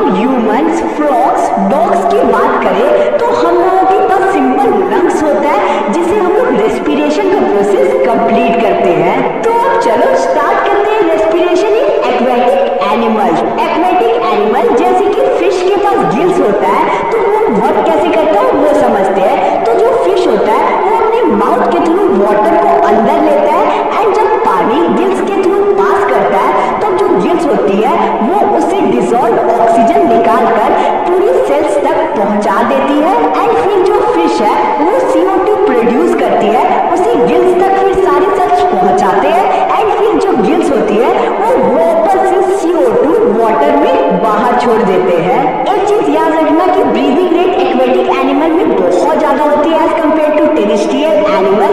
ऐसा इसलिए होता है क्योंकि जो वाटर होती है उसमें डिजॉल्व ऑक्सीजन की मात्रा बहुत ज्यादा कम होती है, जिसकी वजह से एक्वेटिक एनिमल्स होते हैं वो जल्दी जल्दी ब्रीदिंग ब्रीद आउट करते हैं, रेस्पिरेशन को प्रोसेस जल्दी जल्दी करते हैं, जिससे उन्हें सफिशिएंट मैनर में ऑक्सीजन मिल पाता है। वहीं टेरेस्ट्रियल एनिमल के लिए एटमॉस्फेयर में 21% ऑक्सीजन प्रेजेंट है, जिसे वो आराम से ब्रीदिंग ब्रीद आउट कर सकते हैं, इसलिए उनमें जो ब्रीदिंग रेट है वो स्लो होती है। टेरेस्ट्रियल ऑर्गेनिज्म के पास ऐसे ऑर्गन्स होते हैं जो ब्रीदिंग के लिए अपना सरफेस एरिया बढ़ा लेते हैं। वो सरफेस बहुत ही ज्यादा फाइन एंड डेलिकेट होती है और उनके प्रोटेक्शन के लिए वो जनरली बॉडी के अंदर प्रेजेंट होते हैं, एक स्पेशल जगह पे जहाँ पे उन्हें सेफ्टी भी मिल पाए। तो देखो यार, ह्यूमन में रेस्पिरेशन से जुड़ी सारी प्रोसेस को ह्यूमन रेस्पिरेटरी सिस्टम कहा जाता है।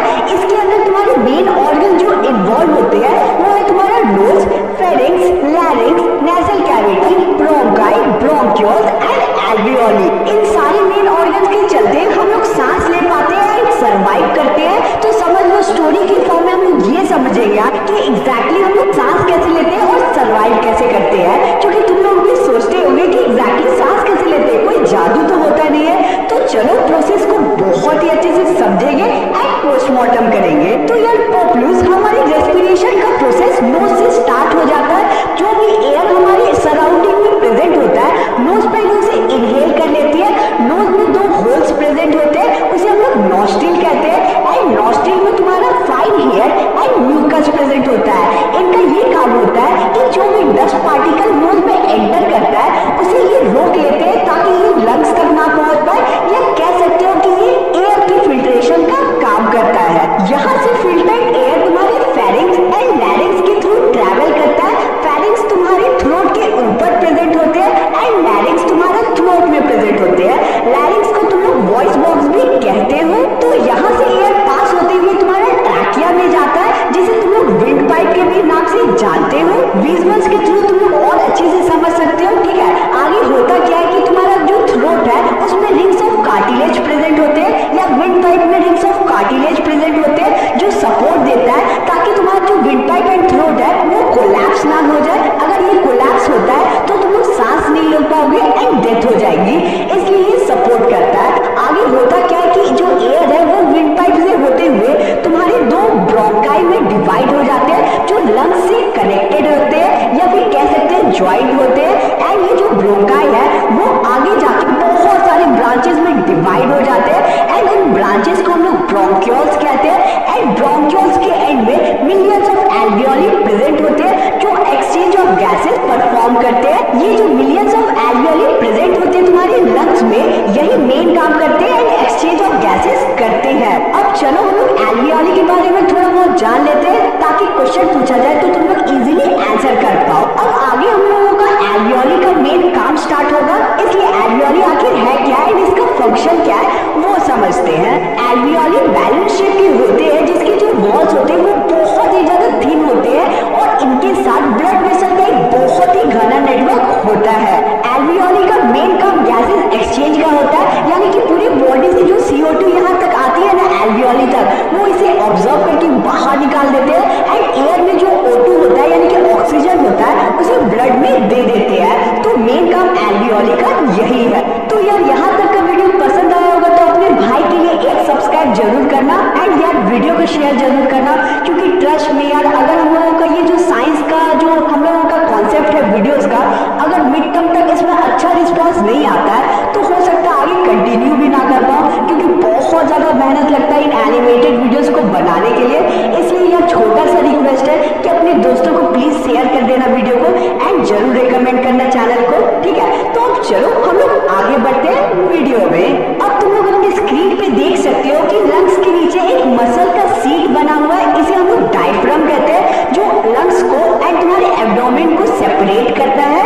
हमारे लंग्स के ऊपर रिबकेज प्रेजेंट होता है, जो लंग्स को प्रोटेक्ट करता है कोई भी डैमेज से एंड कोई भी एक्सीडेंट से। तो यार आगे जो बात तुम लोगों को जानी चाहिए वो ये है कि जैसे हम लोग इनहेल करते हैं तो हम लोगों का जो रिबकेज होता है वो एक्सपैंड होता है, क्योंकि एयर अंदर जाती है एंड तुम्हारा जो डायफ्राम होता है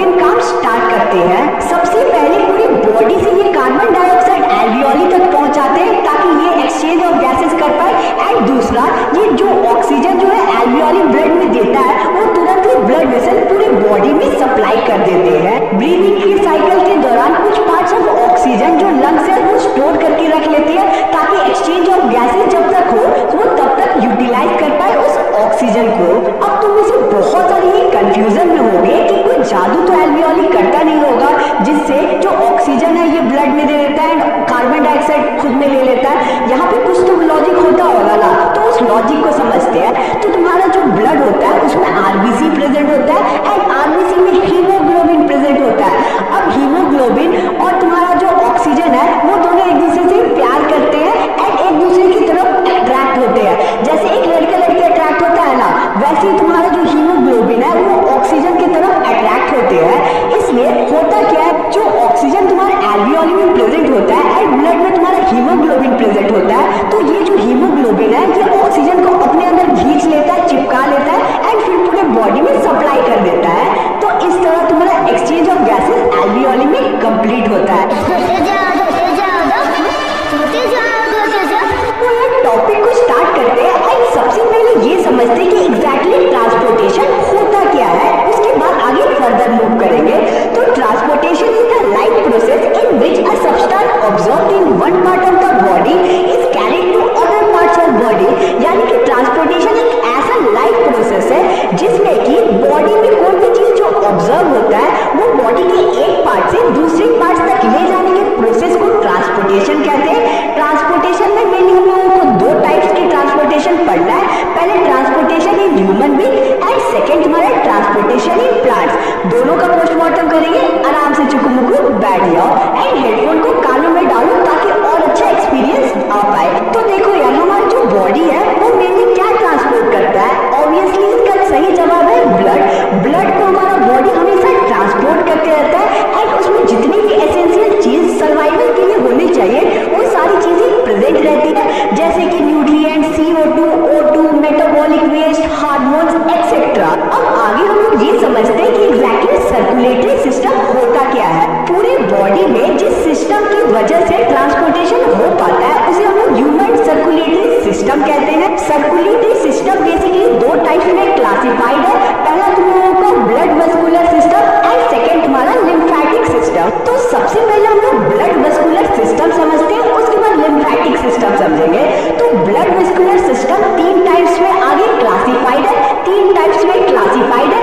पहला तुम लोगों का है ब्लड, सेकेंड है ब्लड वेसल एंड तीसरा है हार्ट। तुम्हारा ब्लड भी आगे फर्दर डिवाइडेड है एंड ब्लड वेसल भी फर्दर डिवाइडेड है। ये जो टॉपिक है ना, इसके एक के अंदर एक सारी चीज घुसे हुए हैं, तो सारी चीजों को तुम लोगों को ध्यान से समझना होगा।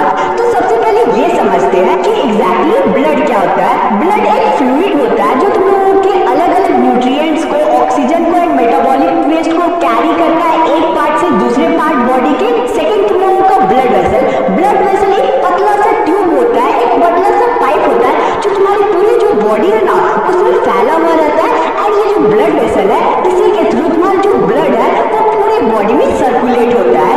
तीसरा है हार्ट।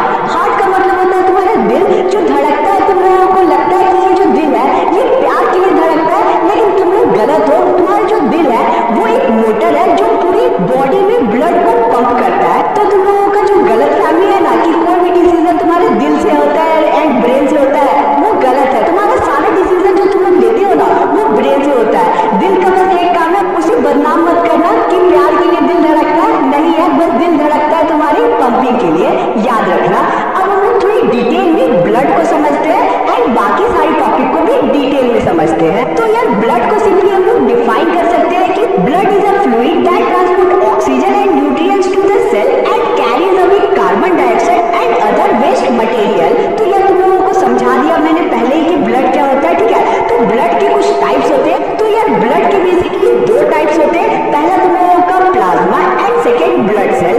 तो प्लाज्मा उतना इंपॉर्टेंट टॉपिक नहीं है, बस ये समझ लो कि जो लिक्विड पार्ट ब्लड में प्रेजेंट होता है ना उसे हम लोग प्लाज्मा कहते हैं। प्लाज्मा के अलग अलग कंपोनेंट्स होते हैं जैसे कि water, glucose, protein, salt, glucose, ये कुछ पार्ट्स होते हैं प्लाज्मा के जो कि उतना इंपॉर्टेंट नहीं है। हम लोगों का मेन तुम लोगों का है ब्लड सेल। तुम्हारा जो ब्लड सेल होते हैं वो तीन टाइप के होते हैं। पहला तुम लोगों का आरबीसी, सेकेंड तुम लोगों का डब्ल्यूबीसी एंड थर्ड तुम लोगों का प्लेटलेट। तो ये जो टॉपिक है हम लोगों का आरबीसी, डब्ल्यूबीसी और प्लेटलेट, इसे अच्छे से ध्यान से सुनना, क्वेश्चन पूछे जाते हैं।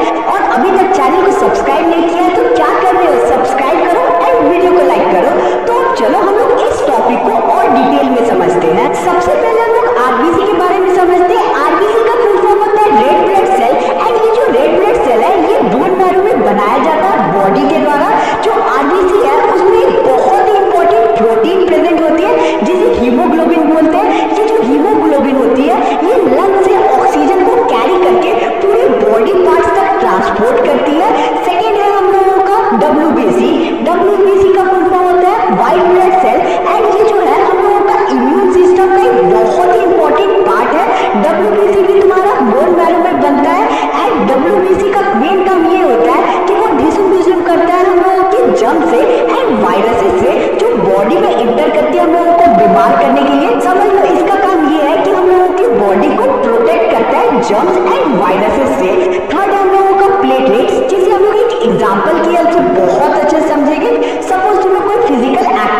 कर रहे हो, सपोज तुम लोग दौड़ रहे हो या क्रिकेट खेल रहे हो या कुछ भी कर रहे हो एंड तुम्हें चोट लग जाती है एंड चोट से खून बहना स्टार्ट हो जाता है, तो तुम्हारा जो खून है, ब्लड है, उसे रोकने का काम प्लेटलेट्स करती है। जो प्लेटलेट्स है वो ब्लड क्लॉट बना देती है तुम्हारे चोट के ऊपर, जिसके कारण तुम्हारा जो ब्लड है वो फ्लो होना बंद हो जाता है एंड ब्लड तभी रुक पाता है। अगर प्लेटलेट्स नहीं होगा तो तुम लोगों का जो ब्लड है चोट से हमेशा निकलते रहेगा एंड फिर उसे रोकने के लिए कुछ भी नहीं किया जा सकता है। तो प्लेटलेट्स का बहुत ही इंपॉर्टेंट काम है ये। तुम्हारी स्क्रीन पे जो डिफरेंस चार्ट दिख रहा है, इसे अच्छे से याद कर लेना। कभी कभी तुम्हारा जो डिफरेंस है वो पूछ दिया जाता है इन तीनों के बीच में, तो अच्छे से डिफरेंस याद कर लेना जो स्क्रीन पे दिख रहा है। अब हम लोग आगे बढ़ते हैं एंड समझते हैं ब्लड के कुछ मेन फंक्शन जो कभी कभी एग्जाम में पूछे जाते हैं। जो मैंने फंक्शन अभी ऊपर बताया ना तीनों ब्लड सेल के, वही फंक्शन तुम लोगों को यही लिख देना है। सबसे पहला फंक्शन क्या है? Transporting oxygen and nutrients to the lungs and tissue. सबसे पहला काम तुम्हारा जो ब्लड का ये है, ये ऑक्सीजन एंड न्यूट्रिएंट्स सारे बॉडी पार्ट्स तक पहुंचाता है।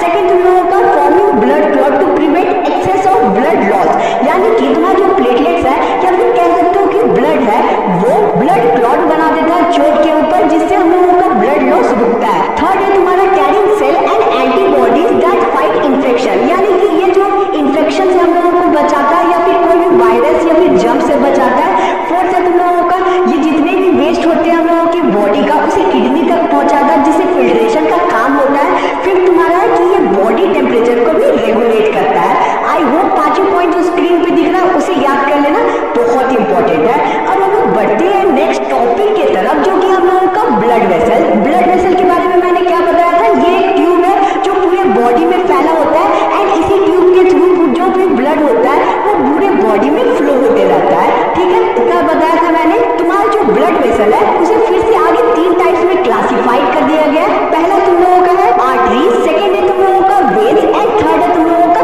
कैपिलरीज। अब इन तीनों के बारे में थोड़ा सा डिटेल में जान लेते हैं। सबसे पहले तुम लोगों के स्क्रीन पे चार्ट दिख रहा होगा, इसी चार्ट के अकॉर्डिंग सारी चीजें बहुत ही अच्छे से समझेंगे, ध्यान से सुनना एंड सारे जो चार्ट तुम लोगों को दिख रहे हैं स्क्रीन पे उसे अच्छे से याद कर लेना। अगर चार्ट का एक्सेस चाहिए हो तो टेलीग्राम ग्रुप ज्वाइन कर लेना, वहां पे पीडीएफ के फॉर्म में तुम लोगों को सारे नोट्स मिल जाएंगे। तो सबसे पहले हम लोग आर्टरीज के बारे में समझते हैं। आर्टरीज तुम लोगों के ऑक्सीजनेटेड ब्लड को पूरे बॉडी में सर्कुलेट करता है या ट्रांसपोर्ट करता है। सेकेंड तुम लोगों का जो वेन्स है वो डीऑक्सीजनेटेड ब्लड पूरे बॉडी में सर्कुलेट करता है, या कह सकते हो डीऑक्सीजनेटेड ब्लड लंग्स तक पहुंचाता है। सेकेंड तुम लोगों का जो डिफरेंस है वो ये है, आर्टरीज में जो ब्लड का फ्लो होता है वो हाई प्रेशर में रहता है, लेकिन वेन्स में तुम्हारा ब्लड का फ्लो लो प्रेशर में रहता है। समझ गए दो पॉइंट। तीसरा पॉइंट ये है कि आर्टरीज में थिक वॉल्स होते हैं, यानी कि मोटे वॉल्स होते हैं, क्योंकि वहां का जो ब्लड प्रेशर होता है वो बहुत ही ज्यादा हाई होता है। तुम लोगों का जो वेन्स है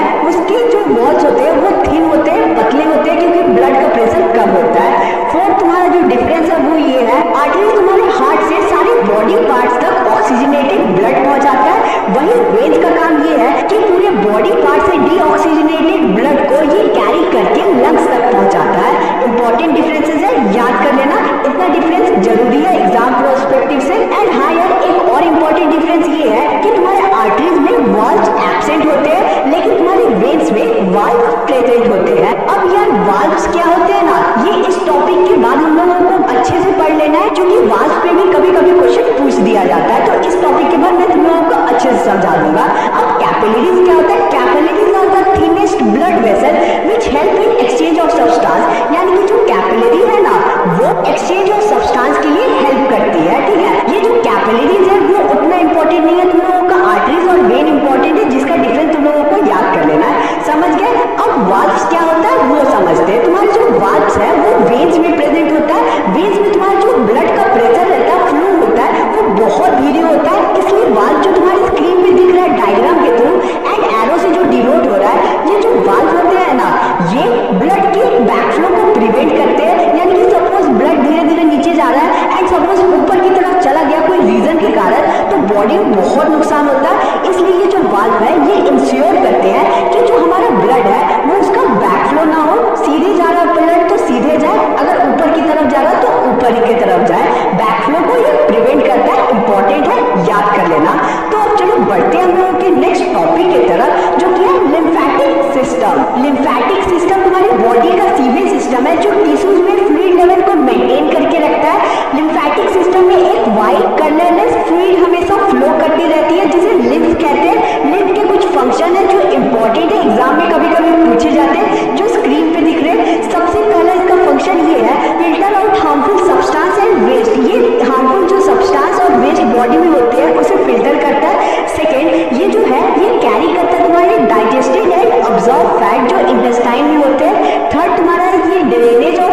वाटर में हेल्प करता है, यानी कि एक्सेस ऑफ वाटर जो तुम्हारे बॉडी में होता है उसकी ड्रेनेज में हेल्प करता है। फोर्थ तुम्हारा है कि ये डिजीजेस एंड जर्म्स से फाइट करता है। एंड फिफ्थ ये है कि ये तुम्हारा जो बॉडी सेल है उसे मॉइस्ट रखता है। आई होप तुम लोगों को ये पांचों फंक्शन समझ आ गया होगा।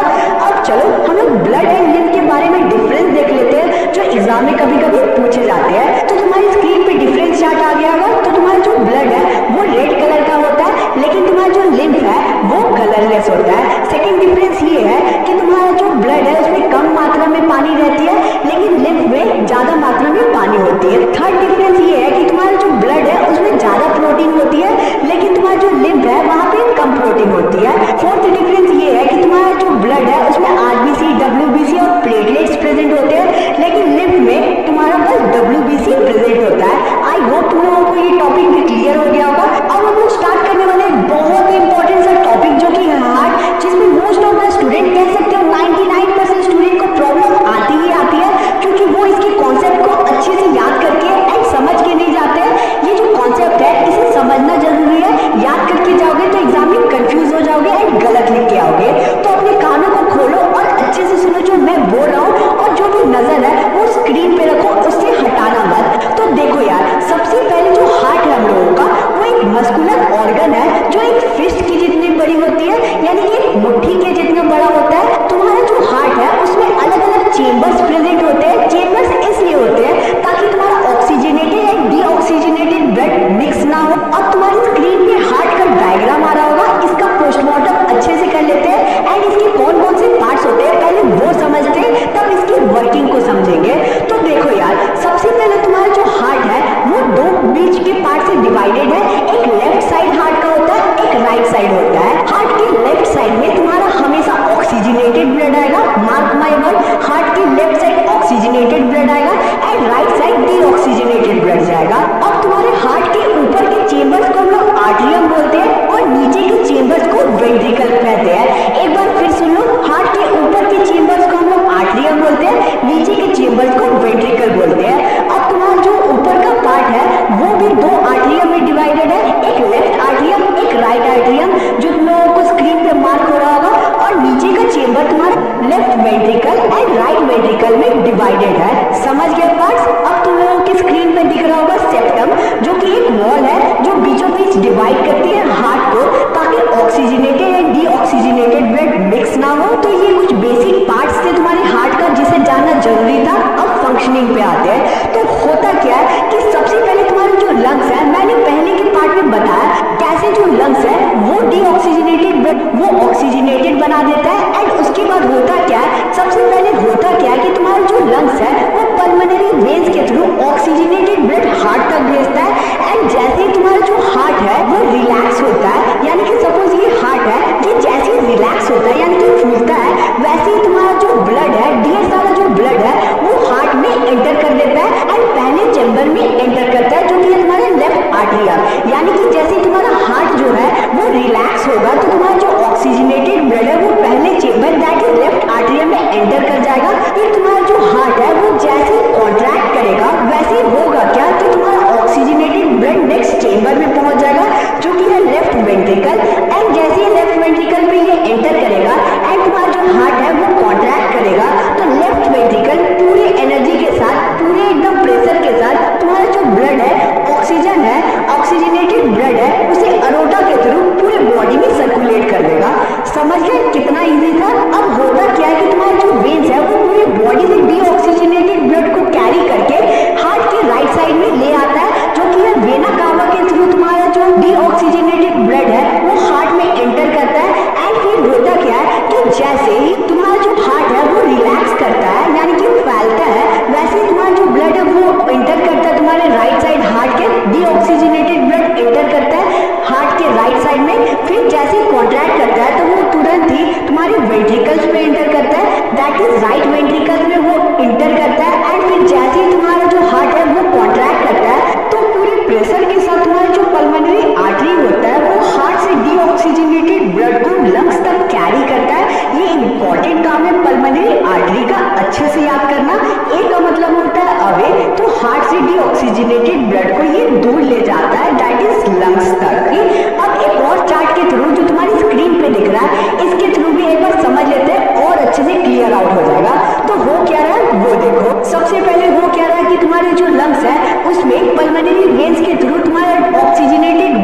राइट साइड हार्ट के आ रहा है, उसके बाद अरोटा के थ्रू तुम्हारा जो ऑक्सीजनेटेड ब्लड है वो पूरे बॉडी में चला जा रहा है एंड पूरे बॉडी से जो वेन्स है वो डीऑक्सीजनेटेड ब्लड को कैरी करके हार्ट के राइट साइड में भेज दे रहा है एंड हार्ट का जो राइट साइड है वो पूरे प्रेशर के साथ डीऑक्सीजनेटेड ब्लड पल्मोनरी आर्टरी के थ्रू भेज दे रहा है लंग्स में। ये तुम्हारा जो पहला साइकिल है जिसमें जो ऑक्सीजनेटेड एंड डीऑक्सीजनेटेड ब्लड तुम्हारा लंग्स से हार्ट तक पहुंच रहा है, इसे हम लोग पल्मोनरी सर्कुलेशन बोलते हैं। एंड सेकेंड, जब तुम्हारा जो ब्लड है वो हार्ट से पूरी बॉडी में सर्कुलेट हो रहा है तो इसे हम लोग सिस्टमिक सर्कुलेशन बोलते हैं, जो स्क्रीन पे दिख रहा है, याद कर लेना। अब तुम लोगों के एग्जाम में बहुत बार ये पूछा जाता है कि तुम्हारा जो हार्ट है वो अलग अलग चेम्बर्स में क्यों सब डिवाइडेड होता है। तो अब हम लोग ये देख लेते हैं कि आखिर अलग अलग चेम्बर्स हार्ट में होता क्यों है। तो हम लोगों का सबसे पहला पॉइंट है to increase efficiency of blood pumping, यानी कि हार्ट और इफिशिएंटली काम कर पाता है। सेकेंड, टू प्रिवेंट, वही मैंने जो बताया कि oxygenated and deoxygenated blood mix ना हो, इसीलिए चेम्बर्स है। थर्ड, तुम लोगों का है कि जो ब्लड कैरिंग कैपेसिटी है हार्ट का वो इंक्रीज हो जाता है। तो यार अब तुम्हारी स्क्रीन पे सिंगल सर्कुलेशन और डबल सर्कुलेशन क्या होता है वो समझते हैं। बहुत बार क्वेश्चन पूछा जाता है, स्क्रीन पे टेम्पलेट दिख रहा होगा, टेम्पलेट को याद कर लेना, बहुत इंपॉर्टेंट है। सबसे पहला पॉइंट ये है, blood flows through the heart only once to complete the circle, यानी कि सिंगल सर्कुलेशन में होता है क्या है कि जो ब्लड है वो एक ही बार हार्ट से फ्लो करता है पूरे सर्किट में, लेकिन डबल सर्कुलेशन में 2 बार जो ब्लड है वो हार्ट तक पहुंचता है। समझ गए। सेकेंड जो तुम्हारा डिफरेंस है वो ये है कि हार्ट में बस 2 चेम्बर होते हैं, 1 arterial and 1 ventricle single circulation में। डबल सर्कुलेशन में होता है क्या कि हार्ट में 4 चेम्बर होते हैं। थर्ड हम लोगों का डिफरेंस ये है, blood flows in a single pathway, blood केवल एक पाथवे से फ्लो होता है, लेकिन तुम्हारी जो डबल सर्कुलेशन है उसमें ब्लड 2 पाथवे से फ्लो होता है। फोर्थ डिफरेंस ये है कि सिंगल सर्कुलेशन में जो एफिशिएंसी होता है सिस्टम का वो कम होता है, लेकिन डबल सर्कुलेशन में तुम्हारा एफिशिएंसी पूरे बॉडी का एंड सिस्टम का ज्यादा होता है। फिफ्थ हम लोगों का ये है कि तुम लोगों को एक एग्जांपल दे देना है। सिंगल सर्कुलेशन तुम्हारा होता है फिशेज में एंड तुम लोगों का डबल सर्कुलेशन होता है बर्ड्स में एंड मैमल्स में। इसी के साथ हम लोगों का ट्रांसपोर्टेशन इन ह्यूमन बीइंग बहुत ही अच्छे से कंप्लीट होता है। अब हम लोग स्टार्ट करेंगे ट्रांसपोर्टेशन इन प्लांट्स। तो चलो स्टार्ट करते हैं नेक्स्ट टॉपिक को। तो देखो यार, प्लांट्स में ट्रांसपोर्टेशन 2 चीजों की हेल्प से होती है। पहला जाइलम, सेकंड फ्लोएम। जाइलम जो है वो वाटर एंड मिनरल को ट्रांसपोर्ट करता है, वेयर एज फ्लोएम जो है वो फूड को ट्रांसपोर्ट करता है। तुम्हारी स्क्रीन में डिफरेंट चार्ट आ रहा होगा जो एग्जाम में पूछा जाता है एंड डिफरेंट चार्ट की हेल्प से ये जो दोनों टॉपिक है वो एक ही बार में अच्छे से समझ जाएंगे। तो देखो यार, पहला जो डिफरेंस है वो मैंने तुम्हें बता दिया ऑलरेडी कि तुम्हारा जो जाइलम है वो वाटर एंड मिनरल को ट्रांसपोर्ट करता है पूरे प्लांट में, ट्री में, एंड वेयर एज तुम्हारा जो फ्लोएम है वो फूड एंड ऑर्गेनिक मटेरियल को पूरे प्लांट में एक्सपोर्ट करता है। सेकेंड जो डिफरेंस है वो ये है कि तुम्हारा जो जाइलम है वो डेड सेल से मेनली बना होता है, जो एक्सेप्शन है वो पेरेन्काइमा है उसमें, वेयर एज तुम्हारा जो फ्लोएम है वो मोस्टली लिविंग सेल से बना होता है। इंपॉर्टेंट पॉइंट है। तीसरा पॉइंट ये है कि xylem consist of fibre, xylem vessel and tracheid, यानी कि तुम्हारा जो जाइलम है उसके कुछ पार्ट्स लिखे हुए याद कर लेना, जो कि है फाइबर, जाइलम वेसल्स एंड ट्रैचेट्स। ठीक है। तुम्हारा जो फ्लोएम है उसमें भी अलग अलग कंपोनेंट्स होते हैं, जैसे कि fibre, phloem parenchyma, sieve tube, sieve cells and तुम्हारा कंपेनियन सेल, ये कुछ पार्ट्स होते हैं, इन दोनों का याद कर लेना। लास्ट तुम्हारा जो फोर्थ पॉइंट है ये है कि जाइलम इज यूनिडायरेक्शन, यानी कि जो जाइलम है वो एक ही डायरेक्शन में पूरा फ्लो करता है तुम्हारा वाटर एंड मिनरल को, यानी कि एक ही डायरेक्शन में सारा प्रोसेस होता है। लेकिन तुम्हारा जो फ्लोएम है वो बाई डायरेक्शनल है, यानी कि जो खाना बनता है वो जो फ्लोएम है वो सारे पार्ट्स तक पहुंचाता है, ऊपर भी पहुंचाता है, नीचे भी पहुंचाता है। ठीक है। तो ये तुम्हारा बाई डायरेक्शनल है। तुम्हारा जो जाइलम है याद रखना कि वो यूनिडायरेक्शनल है, केवल ऊपर की तरफ सारा जो वाटर एंड मिनरल है वो भेजता है, लेकिन फ्लोएम बाई डायरेक्शनल है, याद रखना। अब हम लोग ये समझते हैं कि कैसे वाटर एंड मिनरल तुम्हारा जो प्लांट है वो ऑब्जर्व करते हैं। इसके 4 पॉइंट तुम लोगों के स्क्रीन पे दिख रहे हैं, सॉरी 3 पॉइंट दिख रहे हैं। इन तीनों का याद कर लेना, तुम्हारा काम बहुत ही आसान हो जाएगा। इन एग्जाम में अगर पूछा जाता है तो यही तीनों पॉइंट लिख देना। सबसे पहला पॉइंट ये है एब्जॉर्प्शन ऑफ मिनरल। होता क्या है कि जो तुम्हारा मिनरल है वो एनर्जी के एक्सपेंडिचर के थ्रू पूरा अच्छे से जो प्लांट है वो ऑब्जॉर्व कर लेता है। एंड फिर होता क्या है कि तुम्हारा जो रूट्स है उसमें कंसंट्रेशन डिफरेंस बन जाता है, तुम्हारे रूट्स में हायर कंसंट्रेशन होता है एंड वेयर सॉइल में कम कंसंट्रेशन एब्जॉर्प्शन ऑफ वाटर। इस कंसंट्रेशन डिफरेंस के कारण तुम्हारे जो रूट्स है वो वाटर को ऑब्जॉर्ब करके ऊपर की तरफ भेज देती है एंड ऊपर तुम्हारा जो जाइलम है वो अपना काम स्टार्ट करता है एंड फिर जाइलम वाटर के डिफरेंट कॉलम्स को बनाकर जो वाटर है वो लीव्स तक भेज देता है ताकि वो फोटोसिंथेसिस कर पाए। थर्ड तुम्हारा है एसेंट ऑफ सैप, जो कि कोई भी नहीं बताता, मैं बता दे रहा हूँ, लिख देना point. It is the upward movement of water and mineral which mainly occur due to transpirational pull, यानी कि एक अपवर्ड मूवमेंट है जिसे वाटर एंड मिनरल ऊपर जाता है ट्रांसपिरेशनल पुल के द्वारा। तो देखो यार, तुम्हारा जो प्लांट है वो बहुत ही लंबा लंबा होता है एंड तुम्हारा जो जाइलम है उसका रीच उतना ऊपर तक हमेशा नहीं जा पाता है। तो होता क्या है कि तुम्हारा जो प्लांट है उसमें ट्रांसपिरेशन हमेशा होते रहता है। मैंने ट्रांसपिरेशन पहले भी डिस्कस किया हुआ, तो ट्रांसपिरेशन का काम यहाँ पर भी बहुत इंपॉर्टेंट है। ट्रांसपिरेशन की हेल्प से तुम्हारा जो लीव्स है वो वाटर एटमॉस्फेयर में छोड़ देता है, जिसके कारण ट्रांसपिरेशनल पुल बनता है एंड जो तुम्हारा जो प्लांट है उसकी हेल्प से पूरे प्लांट में वाटर को सप्लाई कर पाता है। आई होप तुम लोग समझ गए होंगे, ये 3 पॉइंट को याद कर लेना।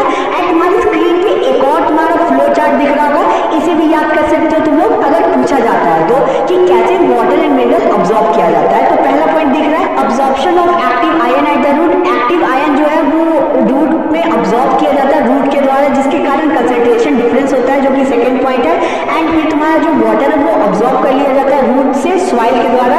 उसके बाद होता क्या है, रूट प्रेशर की हेल्प से जो वाटर है वो ऊपर की तरफ जाता है एंड फिर जाइलम जो है वो जो पूरा वाटर है वो पूरे ऊपर तक पहुंचा देता है लीव्स तक। एंड जो भी ट्रीज जिसकी हाइट बहुत ज्यादा लंबी होती है उसमें ट्रांसपिरेशनल पुल होता है, ट्रांसपिरेशन होता है, जिससे जो वाटर है वो सारी जगह पे पहुंच जाता है। आई होप समझ आ गया होगा। अब हम लोग ये समझते हैं कि जो तुम्हारे ट्रीज है, तुम्हारे जो प्लांट्स है, उसमें फूड की ट्रांसपोर्टेशन कैसे होता है। तुम्हारा जो भी फूड लीव्स में प्रिपेयर किया जाता है उसे फ्लोएम के थ्रू पूरे प्लांट्स में, पूरे ट्रीज में भेज दिया जाता है, जो कि बाई डायरेक्शनल होता है। एंड इस प्रोसेस को हम लोग ट्रांसलोकेशन बोलते हैं, याद कर लेना। ऐसा प्रोसेस जिसमें जो फ्लोएम है वो पूरे प्लांट्स में, पूरे ट्री में खाना को पहुंचाता है, उसे ट्रांसलोकेशन कहते हैं। तो ये टॉपिक स्टार्ट करते हैं और सबसे पहले हम लोग ये समझते हैं कि हम लोगों का एक्सक्रीशन का मतलब क्या है। The process involve in the removal of harmful metabolic waste out of the body is called excretion. यानी कि एक्सक्रीशन एक ऐसा प्रोसेस है जिसमें हार्मफुल मेटाबॉलिक वेस्ट जो बॉडी के अंदर जमा होती है वो बाहर निकलती है अलग अलग तरीकों से, उसे हम लोग एक्सक्रीशन कहते हैं। एक्सक्रीशन के अंदर तुम्हारा हार्मफुल मेटाबॉलिक वेस्ट आते हैं एंड उसमें तुम्हारा carbon dioxide, excess of water and mineral, urea, ammonia and uric acid आता है। अगर हम CO2 की बात करें तो हम लोगों ने ह्यूमन रेस्पिरेटरी सिस्टम में ये देखा कि कैसे जो हमारा बॉडी है वो रेस्पिरेशन की प्रोसेस के थ्रू CO2 हमारे बॉडी से बाहर निकाल देता है। अगर वो पार्ट नहीं देखा तो देख लेना, लिंक डिस्क्रिप्शन में गिवन है, इंपॉर्टेंट पार्ट है, वहां से भी क्वेश्चन पूछे जाते हैं। तो हम लोग इस पार्ट में ये जानेंगे कि कैसे हमारा बॉडी अपने अंदर से हार्मफुल मेटाबॉलिक वेस्ट जैसे कि यूरिया बाहर निकालती है। ह्यूमन बॉडी में एक्सक्रीशन का प्रोसेस एक्सक्रीटरी सिस्टम करता है। ह्यूमन बॉडी के एक्सक्रीटरी सिस्टम पूरी बॉडी से हार्मफुल मेटाबॉलिक वेस्ट को कलेक्ट करके हमारे बॉडी से बाहर निकाल देता है। जो तुम लोग सुबह सुबह या फिर बहुत बार सुसु जाते हो ना, वो वही हार्मफुल मेटाबॉलिक वेस्ट है जो हम लोग इस वीडियो में देखेंगे कि कैसे ये हार्मफुल मेटाबॉलिक वेस्ट यूरिन के फॉर्म में बाहर निकल जाती है बॉडी से। ह्यूमन एक्सक्रीटरी सिस्टम के अंदर 4 मेन ऑर्गन्स इन्वॉल्व होते हैं। पहला है pairs of kidney, second pair of ureter, third urinary bladder और फोर्थ यूरिथ्रा। तो हम लोग इनके फंक्शन बहुत ही अच्छे से जाने। एंड सबसे पहले हम लोग ये समझते हैं कि आखिर ये किडनी है क्या। Kidney bean shape reddish brown like structure है जिसका मेन फंक्शन फिल्ट्रेशन का होता है। ये इम्प्योर ब्लड से सारी इम्प्यूरिटीज को खींचकर यूरिन की फॉर्म में कन्वर्ट कर देती है। ब्लड में बहुत सारे नाइट्रोजनस वेस्ट प्रेजेंट होते हैं। ये सिंपली उन वेस्ट को ब्लड से अलग करके ब्लड को प्योर बना देती है और उन हार्मफुल अनवांटेड वेस्ट को यूरिन के फॉर्म में बॉडी से बाहर निकाल देती है। अब हम लोग सेकेंड ऑर्गन जो कि यूरेटर, वो क्या होता है वो समझते हैं। यूरेटर तुम्हारे पेयर ऑफ ट्यूब्स होते हैं जो तुम्हारी किडनी से यूरिनरी ब्लैडर तक कनेक्टेड रहते हैं। इसका मेन फंक्शन ये रहता है कि यूरिन को किडनी से यूरिनरी ब्लैडर तक पहुंचाने का। अब तुम्हारा यूरिनरी ब्लैडर क्या होता है। यूरिनरी ब्लैडर एक बैग लाइक स्ट्रक्चर होता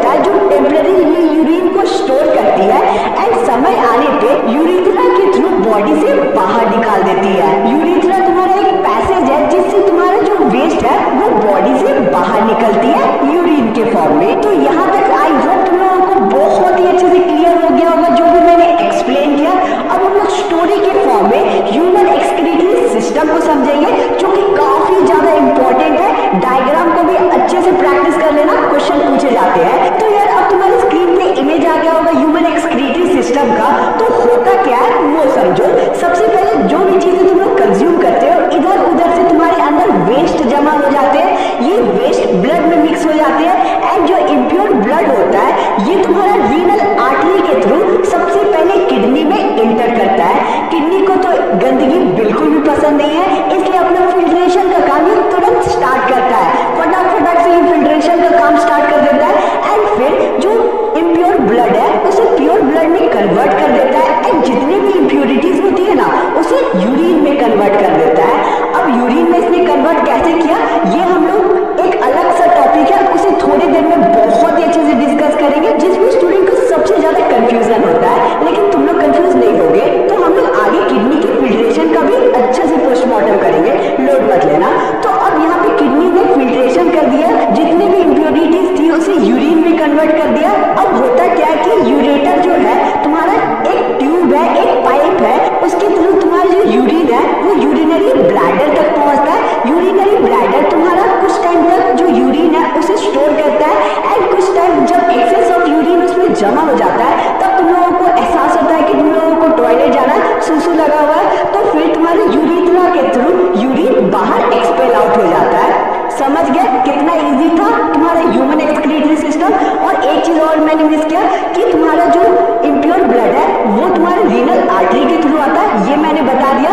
लेकिन जैसे ही फिल्ट्रेशन का प्रोसेस हो जाता है किडनी में वैसे ही तुम्हारा प्योर ब्लड जो होता है वो रेनल वेन के थ्रू वापस से बॉडी में सर्कुलेट हो जाता है।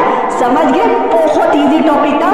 तो यार अब चलो आगे बढ़ते हैं एंड हम लोग किडनी के कुछ फंक्शंस के बारे में जान लेते हैं जो कि एग्जाम में पूछे जा सकते हैं। तो तुम्हारे स्क्रीन पर फंक्शंस दिख रहे होंगे, इन पांचों फंक्शन को अच्छे से याद कर लेना।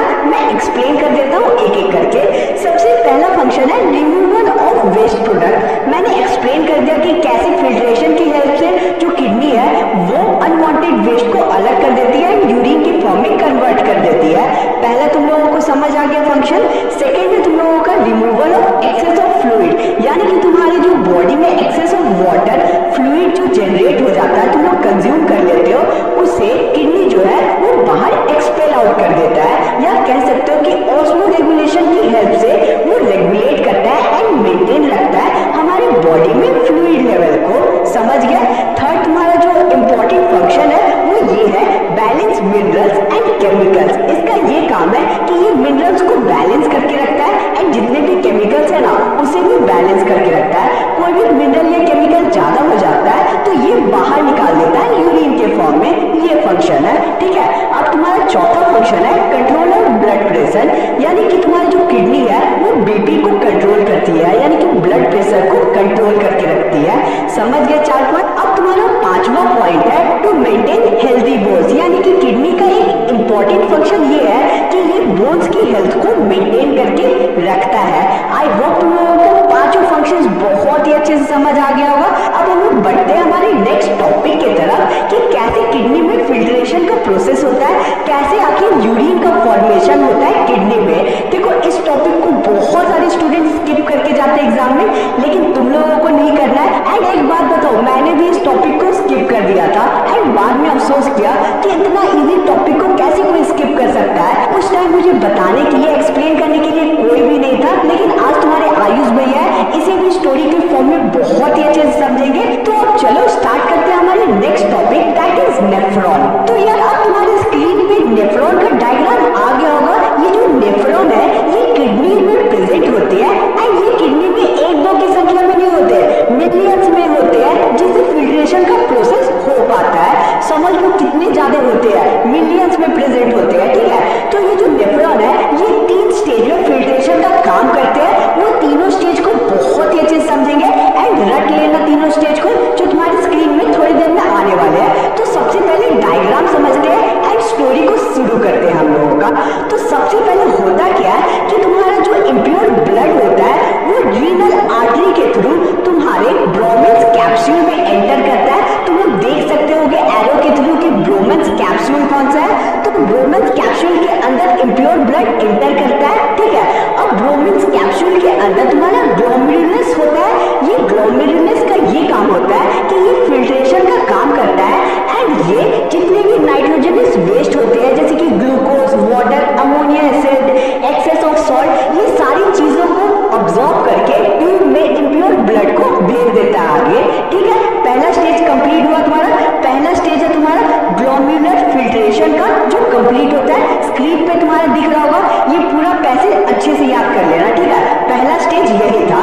सेकंड स्टेज क्या होता है? सेकंड स्टेज में तुम लोग देख रहे हो एक ट्यूब तुम्हारा नीचे गया हुआ है जहां पे ये फिल्ट्रेशन का काम आगे कंटिन्यू हो पाता है। सेकंड है तुम्हारा सेलेक्टिव रीअब्जॉर्प्शन। इसके नाम से ही तुम लोग थोड़ा सा कनेक्ट कर सकते हो, नाम से पकड़ना सीखो। सेलेक्टिव मतलब सेलेक्टिव चीजों की फिर से रीअब्जॉर्प्शन हो जाता है।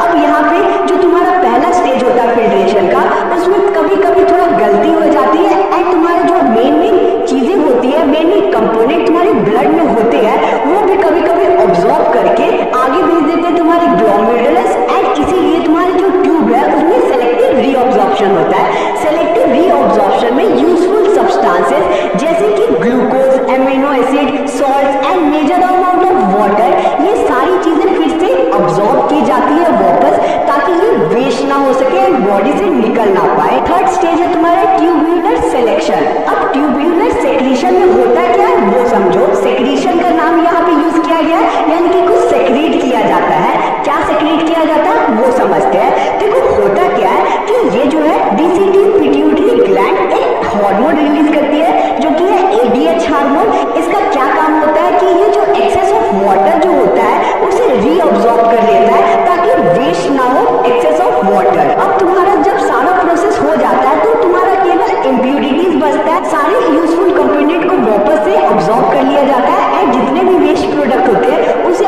आगे ट्यूब के थ्रू, आगे कलेक्टिंग ट्यूब्यूल के थ्रू आगे यूरेटर्स में भेज दिया जाता है एंड फिर यूरिनरी ब्लैडर में तुम्हारा यूरिन पहुंच जाता है। आई होप तुम लोगों को नेफ्रॉन बहुत ही अच्छे से क्लियर हो गया होगा। कुछ ज्यादा टफ टॉपिक नहीं था, लेकिन ये जो 3 स्टेज तुम्हारी स्क्रीन पे दिख रहे हैं ना, इसे रट जाना यार। अगर तुम लोगों को कुछ समझ नहीं भी आए कहीं पे भी तो वीडियो को फिर से पीछे से स्टार्ट करके वापस से टॉपिक को समझो, क्योंकि आई होप मैंने अच्छे से एक्सप्लेन कर दिया है। नहीं हो पा रहा है तो याद कर लेना, रट लेना, लेकिन याद करना जरूरी है। और हाँ यार, अपने आयुष भैया का एफर्ट अच्छा लगा होगा तो यार एक सब्सक्राइब तो बनता है यार। और हाँ, इस टॉपिक भी फॉलो कर लेना। अब हम लोग बढ़ते हैं हमारे लास्ट टॉपिक की तरफ, जो कि है तुम्हारे एक्सक्रीशन इन प्लांट्स। आखिर प्लांट्स में कैसे एक्सक्रीशन का प्रोसेस होता है वो समझते हैं हम लोग। प्लांट्स में एक्सक्रीशन का प्रोसेस 5 तरीकों से होता है, ठीक है। तुम्हारी स्क्रीन में 5 पॉइंट्स आगे होंगे, याद कर लेना तुम लोग। इजी पॉइंट है, एक्सप्लेन कर दे रहा। सबसे पहले जो प्लांट है वो एक्सेस ऑफ वाटर ट्रांसपीरेशन की हेल्प से रिमूव कर देता है। पहला तुम लोगों का एक्सक्रीशन का प्रोसेस हो जाता है प्लांट्स में इस तरह। सेकंड तुम्हारा जो है ऑक्सीजन एंड CO2 एक्सचेंज जो है वो प्लांट स्टोमेटा के थ्रू कर लेती है, ठीक है। ये तुम्हारा सेकंड चीज हो गया।